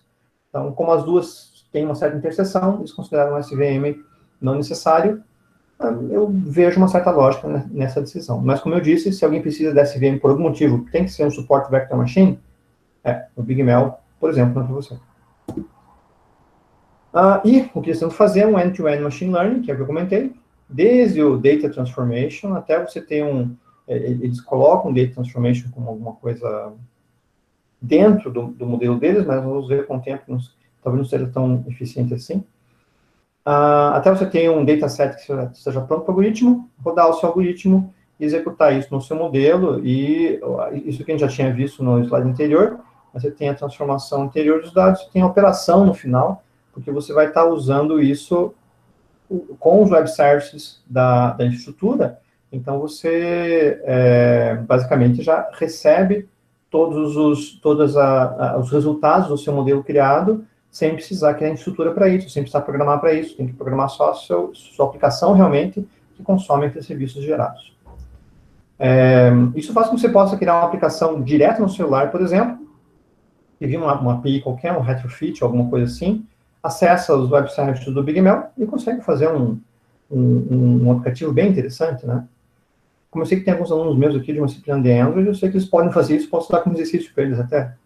E a única parte que eu teria lá, minhas questões, é em relação aqui à transformação de dados, porque eventualmente fica muito mais fácil transformar esses dados em uma outra ferramenta. Então, se você tem um pouco de conhecimento de banco de dados, SQL ou coisa assim, talvez seja bem mais fácil fazer essa transformação de dados previamente, mesmo que você não seja um programador, então eu não conheço muito de SQL, banco de dados, nunca foi exatamente minha área, tem inúmeras ferramentas muito boas que já permitem que você manipule CSVs, por exemplo, CSVs ou qualquer volume de dados bem grandes, sem precisar exatamente programar. Eu diria que as planilhas estão avançando bastante nisso, até, por sinal. Como eu comentei, tem muito usuário que conhece muito mais de planilha e faz coisas assustadoras que nós, programadores, jamais sonharíamos, né?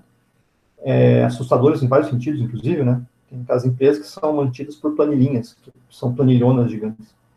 O Edson colocou aqui uma ferramenta bem interessante chamada OpenRefine, que é da Google, se não me engano, que faz um monte de transformações de dados, e, se não me engano, permite que você possa gravar o que você faz, então você faz uma gravação das etapas que você fez, transforma aquilo num script que você poder usar num outro dataset.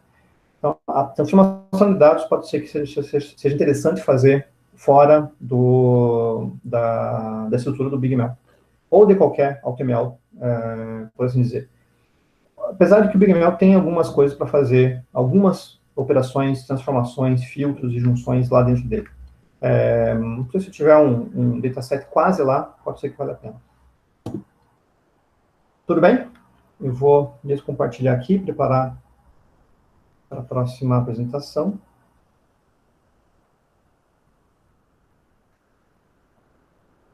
Enquanto isso, eu volto aqui. Alguma questão? Alguma dúvida? Podem colocar aqui pelo chat, podem falar, fiquem à vontade.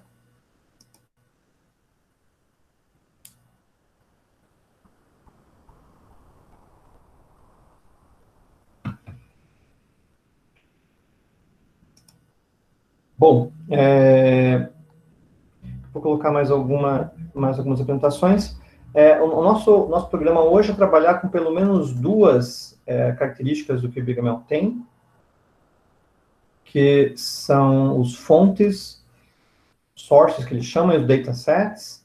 E hoje, provavelmente, como nós temos um tempo até a próxima aula, eu vou dar uma primeira sugestão de atividade para vocês, que vai ser, dessa vez, com um dataset que está disponível ali no BigML, que é um dataset de churning, um churning de empresas telecom, já está lá disponível. Mas acho que antes disso, eu acho que eu vou fazer um tour um pouquinho mais detalhado pela interface do BigML. Aqui. de forma que vocês possam ter um pouquinho mais de informação. Tudo bem? Claro, tem que compartilhar a tela de novo, né?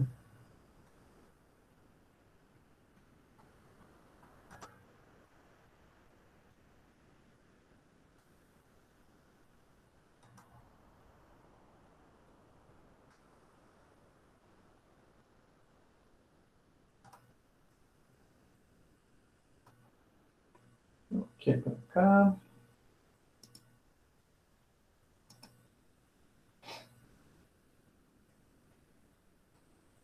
Bom, todo mundo vendo aqui minha interface e eu estou dentro do BigMel, usando a minha conta convencional, que é a conta que dá acesso a 16 MB, então é uma conta mais simples, né? Mas é mais ou menos como de vocês, a não ser os que estejam dentro de vocês usando uma conta acadêmica. E o que a gente vai dar uma olhadinha aqui é ver o que a interface nos oferece de forma maior, com uma passagem um pouquinho mais completa do que nós vimos na aula passada. Bom, tudo que nós vemos aqui dentro do BigMel é chamado de um recurso, um resource. Ele é um resource porque ele é um recurso acionável de fora do BigMel também. Sempre lembrando que isso daqui é só uma interface. Isso aqui é só uma interface web para o BigMel mesmo que está rodando lá dentro de um servidor. E todos os recursos aqui são disponíveis dentro dessa visualização que nós temos. Então, essa aqui é uma visualização por list, mas pode buscar as views por recurso, inclusive, caso vocês queiram. Você tem uma busca para os recursos, caso seja necessário. Você pode buscar recursos que você queira aqui dentro. Cada recurso que está aqui, e aqui no caso nós estamos vendo os fontes, né? Mas pode usar isso para qualquer um deles. Cada vez que você... Bom, essa lista aqui permite que você selecione a ordem por qualquer outro padrão. Então, acho que está por nome aqui. Mas ela pode ser por data, por tamanho, por outras questões. Número de acessos que ele cria, no caso aqui dessas sources. Lembrando que do source a gente vai para o dataset. E você tem aqui na linha de cada um dos recursos, em geral você tem um botãozinho que é um lápis, onde você pode pelo menos trocar a descrição que ele tem. A descrição é comum aqui dentro. Vou sair daqui. Você tem mais algumas opções, e essas opções dependem de onde você está. Então, aqui a gente está nas fontes, que são o artefato principal, o originário, o primeiro artefato que nós temos para o BigMel. Esse artefato permite que você crie datasets a partir dele, dataset você cria um modelo, e do modelo você faz predições. Mas aqui você tem as opções disponíveis aqui dentro. Pode ver os detalhes do dataset, pode apagar ele, pode mover, e pode criar um one-click dataset, criar um dataset básico com as opções de default em cima dele. Aproveitando esse Move to New Project, tem um ponto interessante que a interface do BigMel é baseada em projetos. Então, esse controle aqui em cima, ele permite que você veja os projetos que você tenha e crie novos projetos de forma específica. Então, se eu clicar aqui, por exemplo, ele vai dizer que eu estou no BigMel Intro Project. Se eu clicar nesse X, eu vou tirar o projeto. Eu tenho aqui 10 sources, né? Eu vou tirar esse projeto e eu vou deixar ele mostrando todos os itens que eu tenho aqui dentro. Então, agora está mostrando todos. Ele ainda continua com 10 fontes, que é somente o que ele tem, mas eu posso ter, por exemplo, um número grande de fontes aqui que tem projetos diferentes. Caso eu queira organizá-los em projetos diferentes, posso criar um projeto em particular e daí acrescentar, mover esses meus recursos para um projeto que eu queira. Então, por exemplo, eu posso, acho que aqui, criar um new project, nessas reticências na vertical que está aqui, eu crio um novo projeto. Ele permite criar uma nova organização e ver os settings do dashboard. O New Organization, em geral, funciona quando você tem uma conta paga, que você pode ter, na conta paga, várias... Ele chama de Organization para tentar separar os seus projetos por empresa, por um projeto seu real, de nível mais alto, coisa assim. Mas eu vou criar um novo projeto aqui. Eu vou criar um projeto... área de saúde, por exemplo. Eu posso colocar algumas tags no projeto para buscar de forma mais fácil, posso criar uma descrição, caso eu queira, mas caso contrário, são projetos área de saúde. Está aqui nos projetos, eu posso, não tem nenhum item aqui dentro, tem um botão aqui que eu posso retornar para o dashboard. Nesse projeto área de saúde, não tem nada. Então, vou clicar no xizinho, para ele sair do projeto, para mostrar todos. E agora eu posso colocar ali os que eu acho que tem a ver com a área de saúde. Então, tem aqui o diagnóstico de arritmia. Eu vou clicar nessa setinha e vou mover para o projeto área de saúde. Ele já entrou na área de saúde, deixa eu fechar aqui novamente. E vou pegar o diabetes, diagnóstico de diabetes, e vou mover também. Opa! Diabetes, vou mover para a área de saúde. Essa é uma forma razoável de se organizar tanto os seus, qualquer artefato, qualquer recurso que você tenha. Tanto os fontes, quanto datasets, modelos, o que for, você consegue organizar muito bem eles usando os conceitos de projetos. Via de regra, boa parte das vezes, nós vamos nos manter aqui com o all, de forma geral, mas o conceito de projetos é útil para que você possa organizar a sua interface depois. E, bom, o BigML, como eu falei, trabalha com recursos, então são os BigML Resources. Esses recursos são qualquer coisa que você tem aqui dentro. Um projeto é um recurso, por exemplo, um fonte é um recurso, um dataset, qualquer um dos modelos que você tem aqui são recursos também. E trabalhar com BigML é manipular esses recursos. Examinar os recursos, fazer alguma coisa com eles, usar os recursos para criar outros recursos. Então, nós temos, a partir de um source, posso criar dataset, coisas assim, e isso acaba sendo bastante comum. Nos fontes aqui em particular, se eu clicar dentro de eu vou pegar o Diabetes Diagnosis que nós já tínhamos visto antes. Se eu entrar dentro de um fonte, eu tenho a descrição do que ele possui aqui dentro, eu posso organizar essa fonte pelos campos, caso eu queira, e basicamente a fonte é a origem que você tem dos dados, que vai ser usada para criar um dataset ou para um modelo.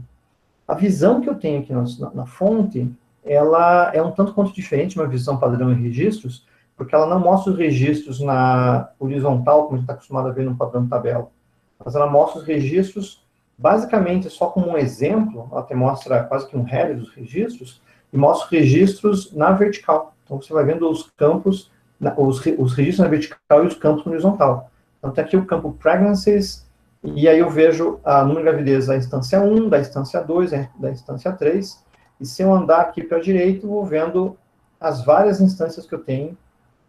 Ele está mostrando 25 instâncias, mostra os primeiros 25, isso é configurável lá na configuração dashboard, mas eu vejo um exemplo dos dados, mas a lista de campos é mostrada desse modo, porque a princípio, quando você está vendo a fonte, eu tenho interesse no nome dos campos, possivelmente no tipo deles, e em outras funções assim. Basicamente, os tipos de campos, nós vamos ver isso mais tarde no BigML, mas são campos que são numéricos, campos que são categóricos, então ele tem aqui um campo que é um ABC, o ABC não é um campo texto, é o campo categórico. O campo categórico é um campo que tem um texto, então ele tem true ou false, mas tem uma grande repetição desses textos. Então, se ele encontra até, acho que 14 ou 15 textos diferentes, ele considera como categórico. Você pode vir depois e trocar o tipo do campo, inclusive, quando você mexe com datasets, pode forçar ele para um outro tipo, caso você ache que ele errou nesse campo. Ele tem um outro tipo de campo, que é o campo textual, que é o campo de string, que tem uma string livre. Em geral, você usa isso, não vai usar em previsões em particular, a não ser em análise de texto. A string livre acaba sendo um pouco útil para que você possa gerar uma previsão a partir dela. O campo categórico já acaba sendo mais simples. Vai ser texto, mas vai ter um número pequeno de textos diferentes ali dentro. Se der um select distinct dentro, vai aparecer um número bem pequeno.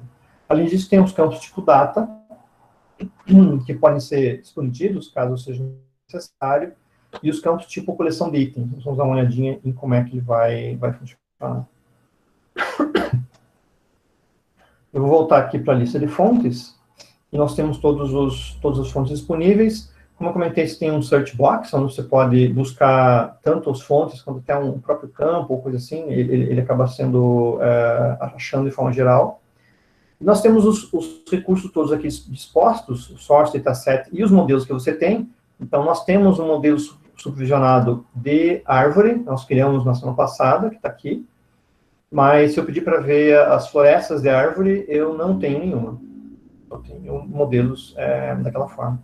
Da mesma forma, os não supervisionados nós não temos nenhum, e as predições nós não temos nenhuma disponível ainda, porque nós não começamos a fazer predições em cima do único modelo que nós possuímos. Tem um tipo diferente de objeto aqui, de recurso aqui, que são as tarefas. A tarefa, ele mostra todas as tarefas que foram executadas recentemente por esse usuário, por esse login, e aqui ele mostra as tarefas que possivelmente podem estar ainda executando. As tarefas todas que nós vamos rodar, boa parte das vezes aqui no curso, como são limitadas, inclusive, pelo tamanho, né, que são 16 MB, não vão ter tempo suficiente para você executar a tarefa e vir aqui em Tasks e examinar ela rodando em seguida. Mas, eventualmente, em alguns processos um pouco mais complexos, pode ser que vocês, com dados maiores até, pode ser que vocês vejam a tarefa executando, enquanto vocês podem trabalhar com alguma outra coisa. Sempre lembrando que esse meu login aqui com 16 MB permite 2 tarefas paralelas ao mesmo tempo.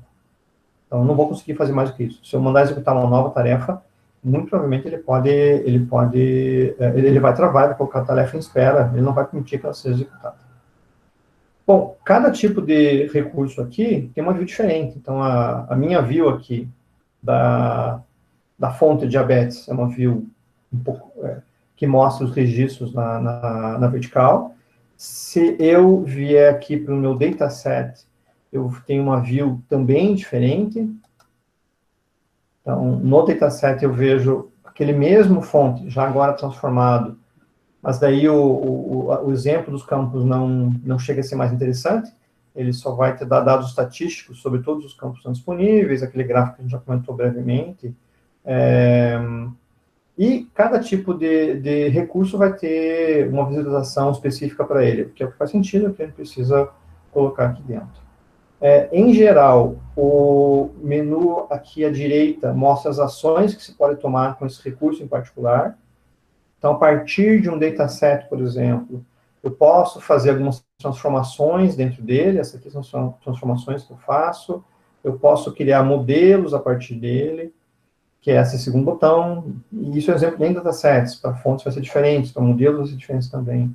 Eu posso gerar modelos que eles chamam de one-click, porque quando só manda criar modelo com as opções por default, né?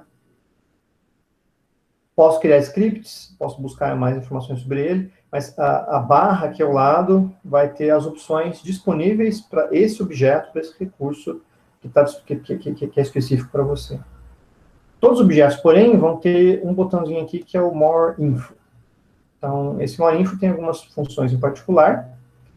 Nos detalhes, você tem as informações que daí são específicas do tipo de objeto em particular. Isso aqui é um objeto dataset. Mais descrições do que foi feito, quando foi feito, o resto. No Info, ele tem mais informações do que você precisa, as tags, categoria que ele está, o nome que ele foi criado e coisas assim. E um ponto interessante aqui no Privacy é qual a privacidade que você tem. A princípio, os seus objetos são disponíveis para você usar, mas você pode compartilhar objetos. Inclusive, a própria conta da BigMail compartilha alguns objetos que você pode buscar dentro dele. Compartilha modelos, compartilha...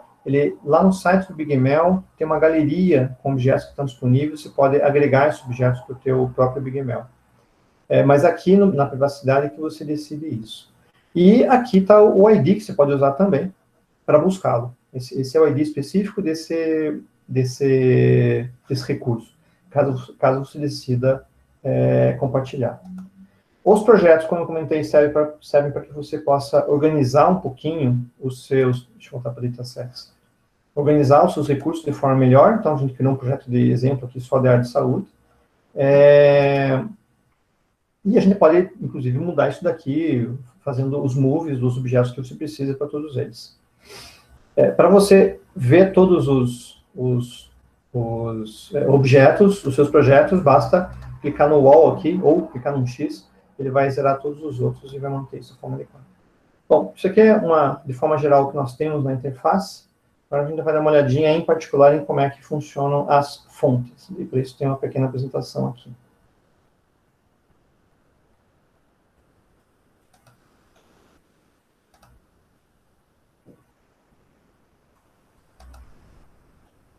Deixa eu só ver um instantinho aqui, se tem alguma questão, alguma pergunta. Ok. Sobre essa visão que nós tivemos interface aqui, alguma coisa diferente, tudo bem?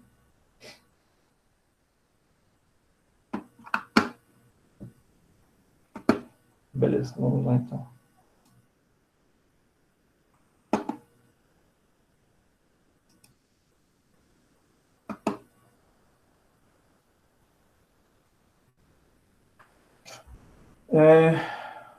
Vamos na tela. Sim, está aqui.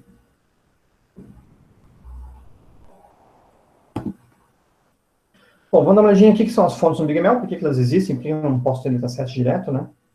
As principais características que nós temos aqui nas fontes, como é que elas podem rodar, e algumas funções mais avançadas que ela pode ter. Bom, a fonte em particular é a origem do processo todo do workflow do BigML. Em geral, a gente sai de uma fonte, passa para um dataset, aí cria um modelo e daí tem a previsão. Entre o modelo e a previsão tem uma série de passos que a gente pode executar ali, mas basicamente a fonte é a origem disso. E basicamente a fonte é um estado bruto dos dados quando você carrega ele para o ambiente do BigML. Falando em estado bruto dos dados, não significa que você não processou esses dados previamente. Então, é muito provável que tudo que você tenha colocado dentro do... que você coloque no BigML, você já passou um bom tempo analisando isso e preparando um CSV ou algum tipo de dado que ele suporta mais de um tipo de dado para poder executar.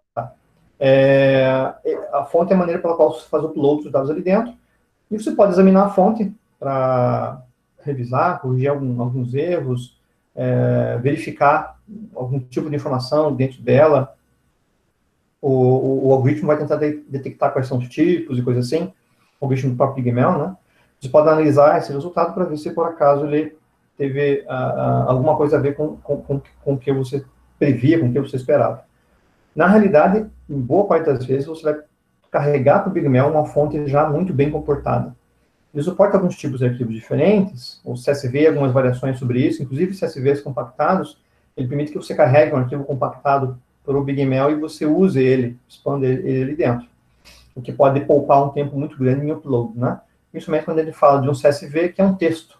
Os algoritmos de Huffman e LZW vão compactar o texto a um patamar muito alto, então ele acaba sendo bem fácil para isso.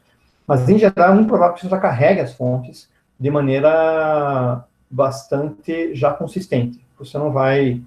É raro que você decida fazer isso no BigML e não na tua máquina local, até porque é muito provável que, na maioria das vezes, ele seja mais rápido para ser processado localmente. Quando você carrega uma fonte, o BigML tenta detectar o campo que você tem lá dentro. E o BigML tem 5 tipos de campo por padrão, e os outros campos todos vão acabar se classificando ali dentro. Se você tiver campos diferentes disso, você vai ter que, e se por acaso o BigML não detectou de forma adequada, você tem alguma possibilidade de trocar isso, é provável que você tenha que reprocessar a fonte localmente na sua máquina depois de subir.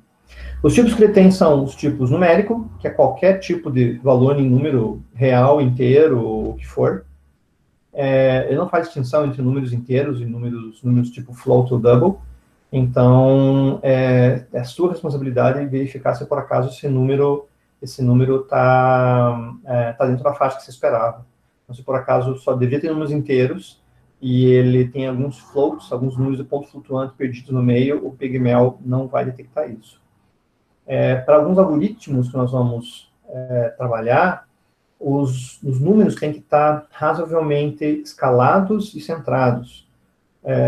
Vão ter que estar centrados em torno de algum valor, ou vão ter que estar escalados para que você não tenha uma disparidade muito grande. Quer dizer, ele vai usar um campo que é a idade, que vai variar entre uma pessoa, num adulto, entre 18 a 60, 70 anos, e vai usar junto um campo salário, que vai variar em alguns milhares de reais. Então, o campo idade nunca vai passar, raramente vai passar de 100, o campo de salário nunca vai ser abaixo de alguns milhares, de 1.000 a alguns milhares. Se por acaso o teu tipo de modelo precisa dessa adequação, o BigML vai tentar fazer isso por você. Ele, inclusive, é um dos aspectos que ele tenta fazer, dependendo do tipo de algoritmo.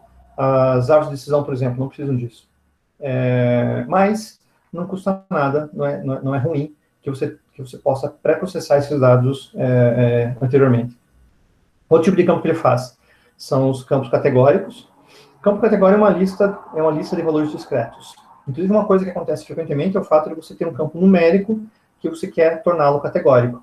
Então, você tem um campo que ele só tem números de 1 a 6, porque na realidade não são números, são classes. Você tem 6 classes ali dentro, numeradas, e o BigML entende ele como numérico. Na realidade, você deveria colocá-lo como categórico, mas você pode trocar esse campo lá depois.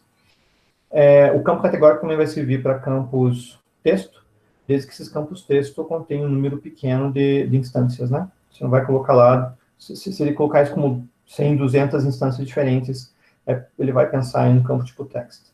O campo tipo text é um texto, realmente, ele vai ser usado muito menos para tentar fazer previsões e mais para que você possa processar texto, apesar de que ele pode ser usado para tal em alguns modelos. Eventualmente, você pode desligar esse campo para projeção quando ele não alcançar uma eficiência razoável.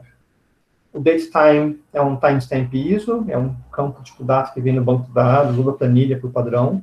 O BigML pode expandir ou trazer juntos esses campos à medida que precisa. E o campo tipo itens é basicamente uma lista de itens, como itens no carrinho de compras. E é exatamente usado dessa forma. Então, você tem um conjunto de itens quaisquer com um separador, com espaço ou com vírgula. Você pode determinar qual separador vai ser utilizado ou qual vai respeitar, para que isso sirva para algoritmos como, por exemplo, a detecção de anomalias ou a detecção de ligações que você possui, a descoberta de associações. Esses são só os campos que ele suporta, e, de certa forma, para todos os algoritmos que o BigML usa, esses campos são suficientes, na forma como os algoritmos foram implementados. Novamente, quando você usa uma ferramenta de AutoML, você inevitavelmente está concordando com as limitações que ela te dá. Então, você precisa de campos que saiam desses 5 padrões aqui, apesar que eles já são bem generalistas, então talvez você tenha que usar uma outra ferramenta ou programar de forma direta. Os campos, os dados todos têm que estar em algum formato tabular. O mais comum é um CSV. Claro que quando você carrega um CSV, você pode ter diferentes separadores, né? Ele vai permitir que isso aconteça. Tem diferentes separadores, diferentes delimitadores de string, né? Então, aspas simples, o que for. Caracteres escape. Então, tipo, os campos CSV, ou TSV, ou Tab, Separated Value, ou os campos tipo, ou um arquivo tipo ARF, são carregados para isso. Se você tiver uma planilha, ele permite que você carregue um XLS, ou um XLSX, ele permite que faça isso. Ele vai converter isso num CSV, mas é muito mais preferível que você já tenha um CSV de forma direta, porque no momento da exportação da planilha para o CSV, você vai perceber, pode perceber potenciais erros que a planilha tenha, porque ela basicamente é mais flexível e mais complexa, então você pode acabar incluindo algum erro no CSV. Ele suporta um arquivo compactado, então você sobe um zip ou um gzip, qualquer arquivo compactado, com um CSV dentro, ou algum tipo de arquivo que ele permita. Ele vai carregar o compactado e vai usar lá dentro. Como eu comentei, isso acaba sendo prático, porque daí você tem um volume bem menor de dados sendo subido. E você pode carregar de forma muito simples um data source lá, ou carregando, ou arrastando e soltando por drag and drop, ou só selecionando. Ele tem um método upload que permite que você possa buscar. Um outro ponto interessante é que você pode carregar usando cloud to cloud. A gente está no ambiente de nuvem dentro do BigML, está no nuvem da Amazon, e talvez você tenha já um volume S3 lá da Amazon disponível. Então, você pode conectar ele direto usando a URL da Amazon, vai ficar bastante rápido até, porque ele já está, em teoria, na própria nuvem. A Amazon tem que ser incumbido disso daqui. Mas você pode botar uma URL de um web server que você tenha com WebDAV rodando, um web server sem WebDAV, desde que o arquivo seja disponível e aberto, para ele poder carregar. E ele permite também integração de nuvens conhecidas, né? Então, Google Drive, Dropbox, ou coisa assim, ele conecta e você pode ficar usando esse drive como uma fonte convencional. E como eu comentei, que a interface web do BigML é somente um front-end para ele, tudo que você pode fazer de carregamento, você pode fazer também por uma API. Pela API REST, pode conectar isso com Web Service REST, ou usando os bindings, que os bindings são as APIs das linguagens em particular, né? Via Python, Java, C, PHP ou o resto, pode buscar dessa forma. A documentação das APIs e os bindings estão disponíveis lá no site do BigML, você pode ver quais linguagens disponíveis, versões e todo o resto. Você tem algumas configurações que você pode usar dentro da busca das fontes, e as configurações são as mais triviais que a gente está acostumado. O loqueio determina como é que as senhas vão ser tratados, e mais do que isso, o loqueio determina como é que números são tratados, né? Então, se ponto é vírgula, se vírgula é ponto. Eu acho que eu já vi muito sofrimento na humanidade por causa de planilha que ponto virou vírgula, vírgula virou ponto. Tem muita gente que já pagou pecado por, assim, de larga monta, só por causa de confusão de ponto com vírgula, e daí isso ajuda, as configurações de bloqueio vão ser o que vão determinar isso de forma específica. A parte de parsing vai dizer quais são os separadores, se é vírgula mesmo, ponto e vírgula, o que for, o character code para separação de strings, coisa assim, a expansão de datetime, o separador de item sempre é a vírgula, caso seja feito de alguma forma, e também se você quer ativar ou não a análise de textos. A análise de textos, a gente vai trabalhar com isso mais tarde lá na frente, mas a gente pode usar um campo tipo text para algumas previsões. O BigML ele é interessante porque quando você vai tentar fazer isso em API, em programação mesmo, dá um trabalho bem grande, e ele faz de forma automática. E essa é uma das vantagens muito grandes que os AutoML têm quando você tem um caso de uso para fazer isso. Apesar de que a análise de texto é usada quando você quer fazer uma análise específica em cima do texto, então todo o algoritmo é voltado para isso, como os topic models aqui dentro do BigML, eventualmente você quer fazer com que a análise de texto de um certo campo, um campo observação, uma descrição mais complexa, coisa assim, seja tratado como um campo que vai decidir alguma coisa no algoritmo. Mas daí, nessa análise de texto, o BigML vai fazer uma análise básica e vai tentar se preocupar com a raiz das palavras e não com todas as palavras em volta disso. Qualquer um de vocês que já fez análise de textos, lembra de expressões regulares e coisa assim, lembra que, em geral, se tira as palavras que nós chamamos de stop words, palavras de, ou, para, e palavras que não fazem parte do significado do que está sendo do que você quer dizer naquele campo particular. Então, no exemplo aqui, tem essa frase toda, be not afraid of greatness, some about great, e o resto do texto aqui. Mas tem claramente algumas palavras que não são especificamente, não tem um significado maior. Então, esse and aqui, ou and aqui, claro, não tive a caneta. O and aqui, o off e outras stop words são palavras que, se retiradas, você mantém, até mesmo esse some aqui, você mantém um certo sentido ainda no texto. Então, o BigML vai fazendo isso para você. O great aparece 4 vezes. Opa. Ele faz uma análise específica disso e busca as palavras que são mais usadas ali dentro. Bom, os fontes, então, fazem com que o upload de dados seja... faz o upload dos dados que vão ser usados pelo BigML. Em geral, os arquivos de dados que o BigML permite são os arquivos tabulares.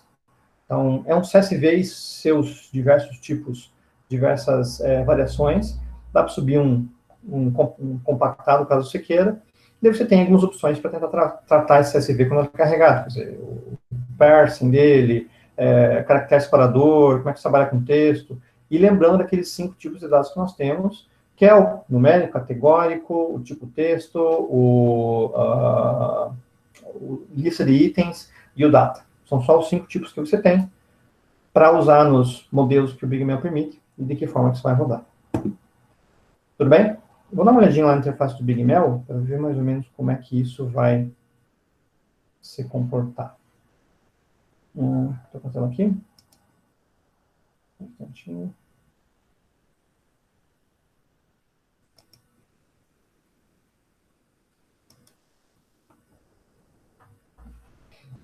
Vamos vir aqui para fontes. E nós temos uma série de possibilidades de de criar fontes aqui dentro. Uma possibilidade mais simples que tem é você somente arrastar e soltar um CSV aqui dentro. Nós vamos fazer isso em alguns exercícios, vamos fazer com que você possa rodar dessa forma. E aqui dentro ele tem algumas opções de importação das fontes que você tem.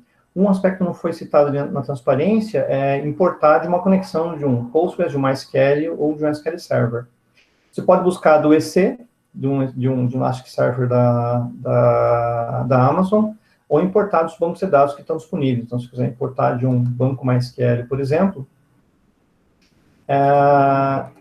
você vai precisar criar um novo conector. No conector, você vai colocar todos os dados disponíveis do teu servidor MySQL e o que ele permite. Um ponto interessante é lembrar que o BigMail está na rede. Então, ele está numa nuvem da Amazon. Se você vai conectar no MySQL, esse MySQL vai ter que estar disponível para web, o que não necessariamente é uma coisa das mais seguras a se fazer. Claro que se tiver um MySQL lá na nuvem da Amazon, isso pode ser interessante. Mas uma vez que ele faça isso daqui, você conecta, ele pode buscar isso a partir de uma fonte de dados dentro dele.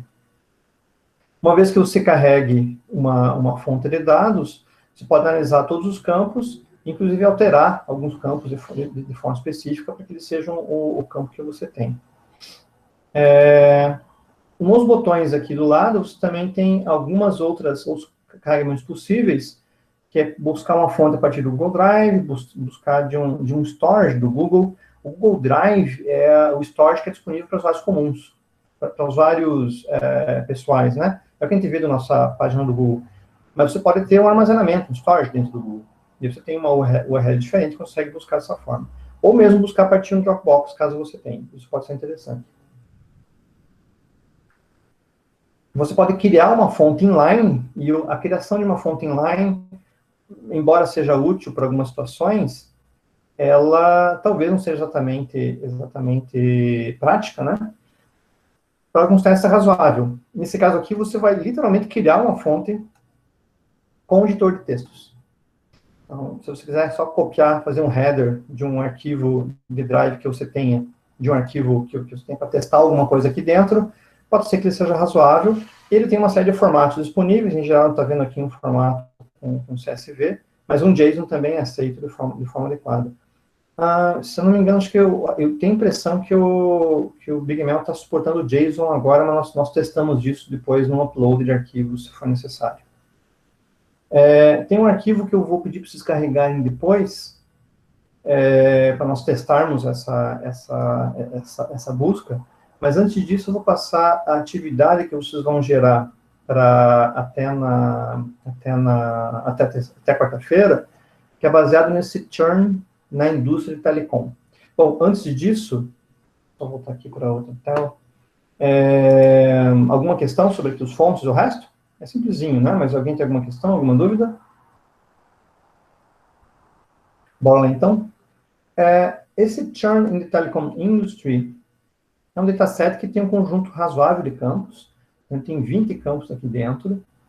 E, basicamente, ele tem os dados sobre um conjunto de usuários que está dentro de uma operadora telecom. Eu vou pedir para mostrar 25 campos aqui. Eu vou mostrar todos os campos que ele tem. Ele tem um conjunto grande de campos aqui, qual o estado que ele está, que o usuário mora, o comprimento, a quantidade de tempo que ele tem nessa conta, o código de área, se tem ou não plano internacional, se tem ou não plano de voicemail. Então, aqui tem um conjunto grande de características do usuário, e tem um campo em particular no final, que é o que me serve, que é o campo churn. O churn significa o cliente foi embora. Então, esses campos aqui estão com falso, mas talvez eu encontre alguns true. Tem um true aqui, por exemplo, que é um usuário que abandonou o meu plano. E aí tem algumas diferenças que a gente pode buscar. Então, esses que não saíram, tem aqui as chamadas ao Customer Service, chamada ao atendimento da operadora, tem algumas poucas chamadas, ou quase nada, ou o True. O True aqui tem 4, que se não me engano, acho que foi o mais alto que eu vi até agora. Então, talvez o número de chamadas aqui seja relevante para o atendimento, né? Outro true aqui com 4 também. Até alguns que tem 3 também, não chega a ser assim, então. Ó, um true aqui com 5. Então, a gente percebe, olhando os campos, que eu tenho alguns que podem ser úteis para saber se ele fez, se ele teve esse churn ou não. Na realidade, tem alguns dados aqui que estão faltando. Esse churn in telecom industry, ele é pensado, você tem que pensar nele como dentro de um período. Deixa eu só voltar aqui para a tela em particular.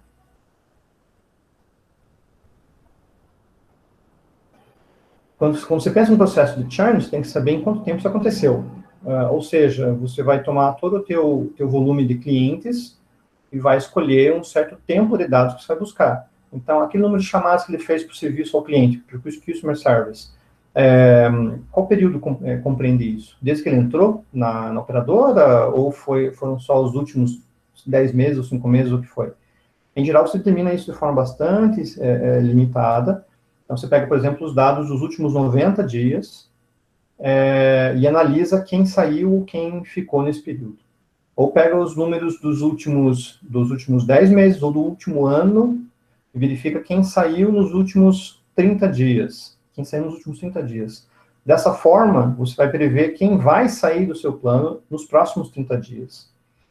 Tanto a previsão quanto a pergunta que você quer fazer tem que regular o modo como os dados são feitos. Em geral, você tem que pensar num período que seja razoável. Talvez para a sua operadora pensar em 3 meses, ou 6 meses, ou 10 meses de dados seja suficiente.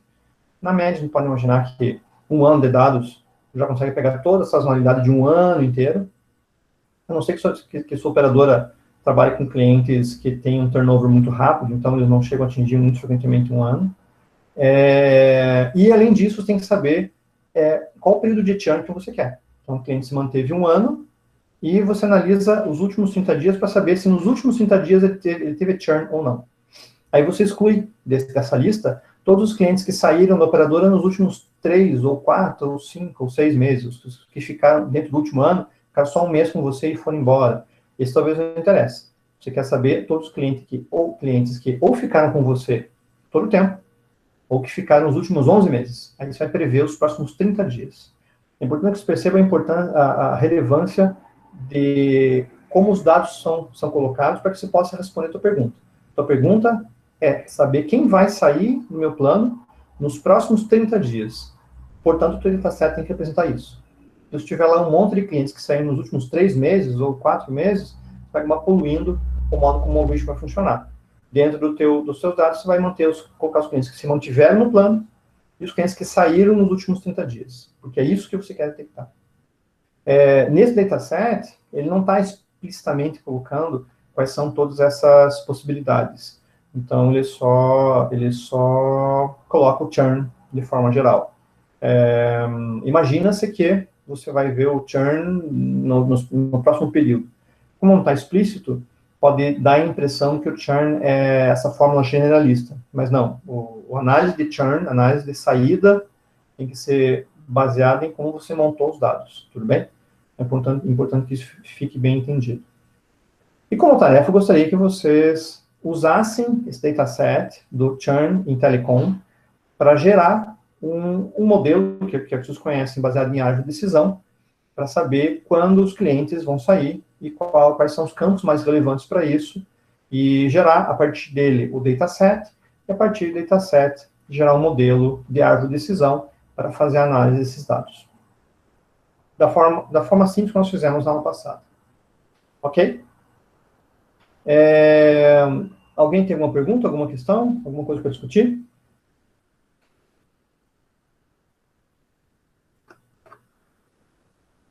Tinha algumas perguntas anteriores aqui que eu acabei não vendo. Para específico, leitura.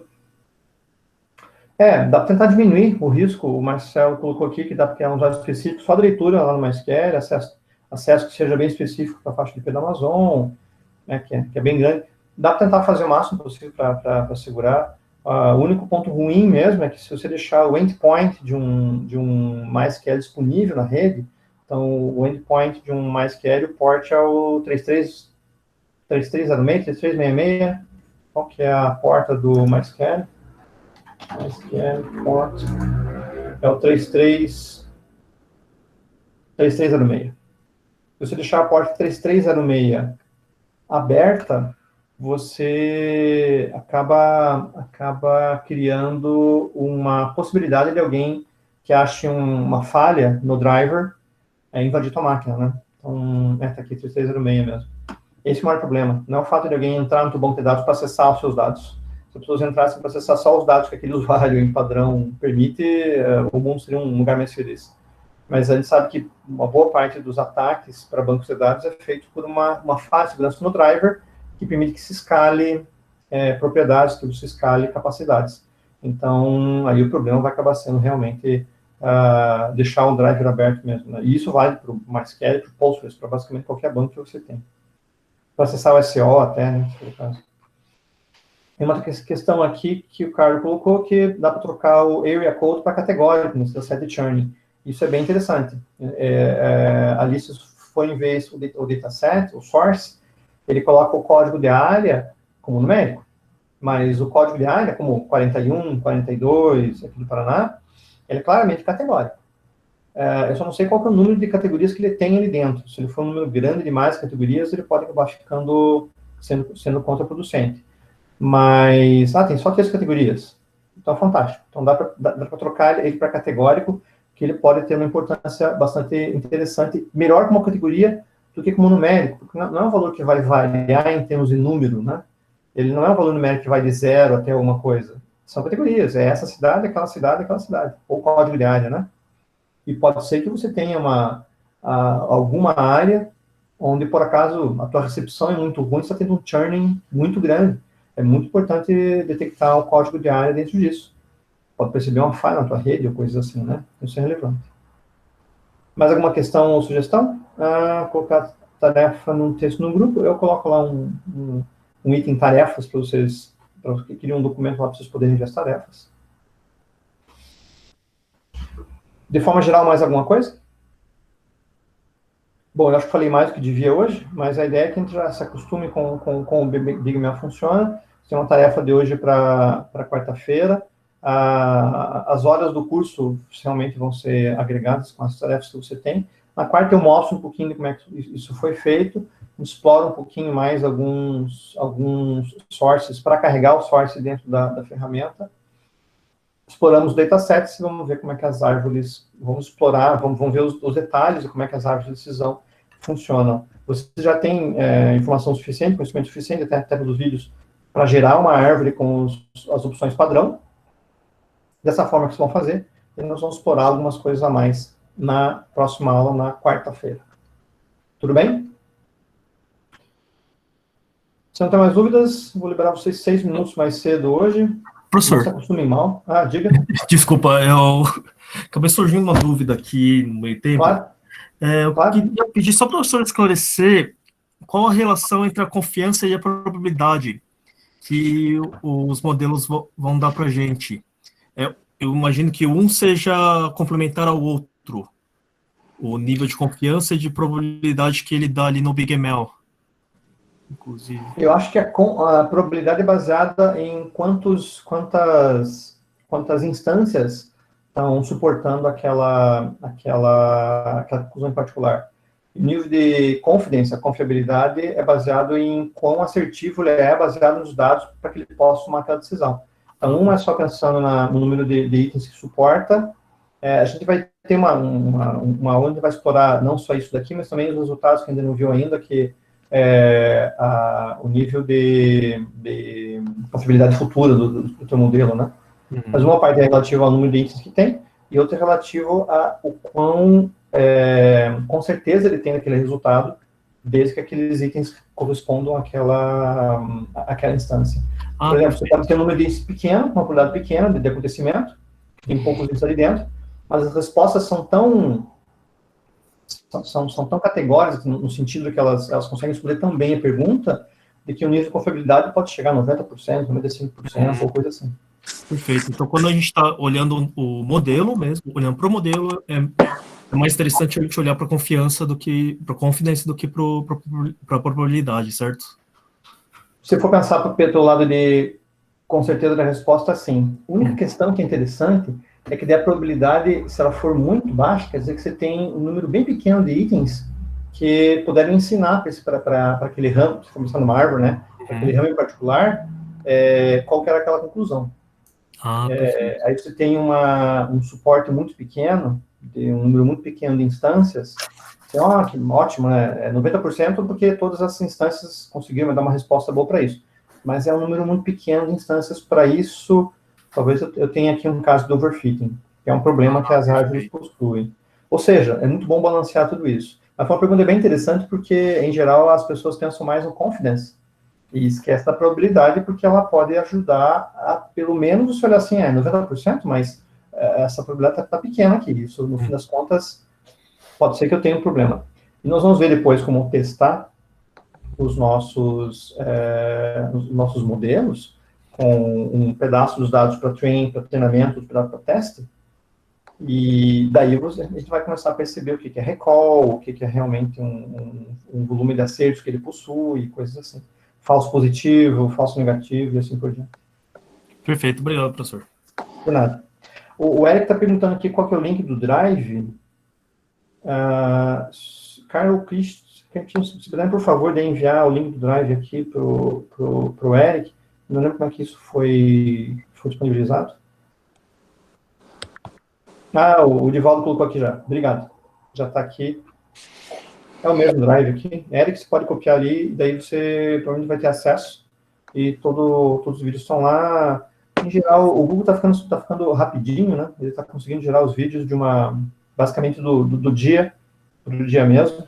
Eu devo subir o vídeo assim que esteja disponível lá no YouTube. No YouTube eu deixo isso embaixo do meu canal pessoal, que acho que era a maneira mais fácil de colocar. Eu coloco todos os vídeos de disciplinas lá, tem algumas coisas de banco de dados, até de Android, se quiserem dar uma olhada. Mas os vídeos de vocês são colocados de forma privada.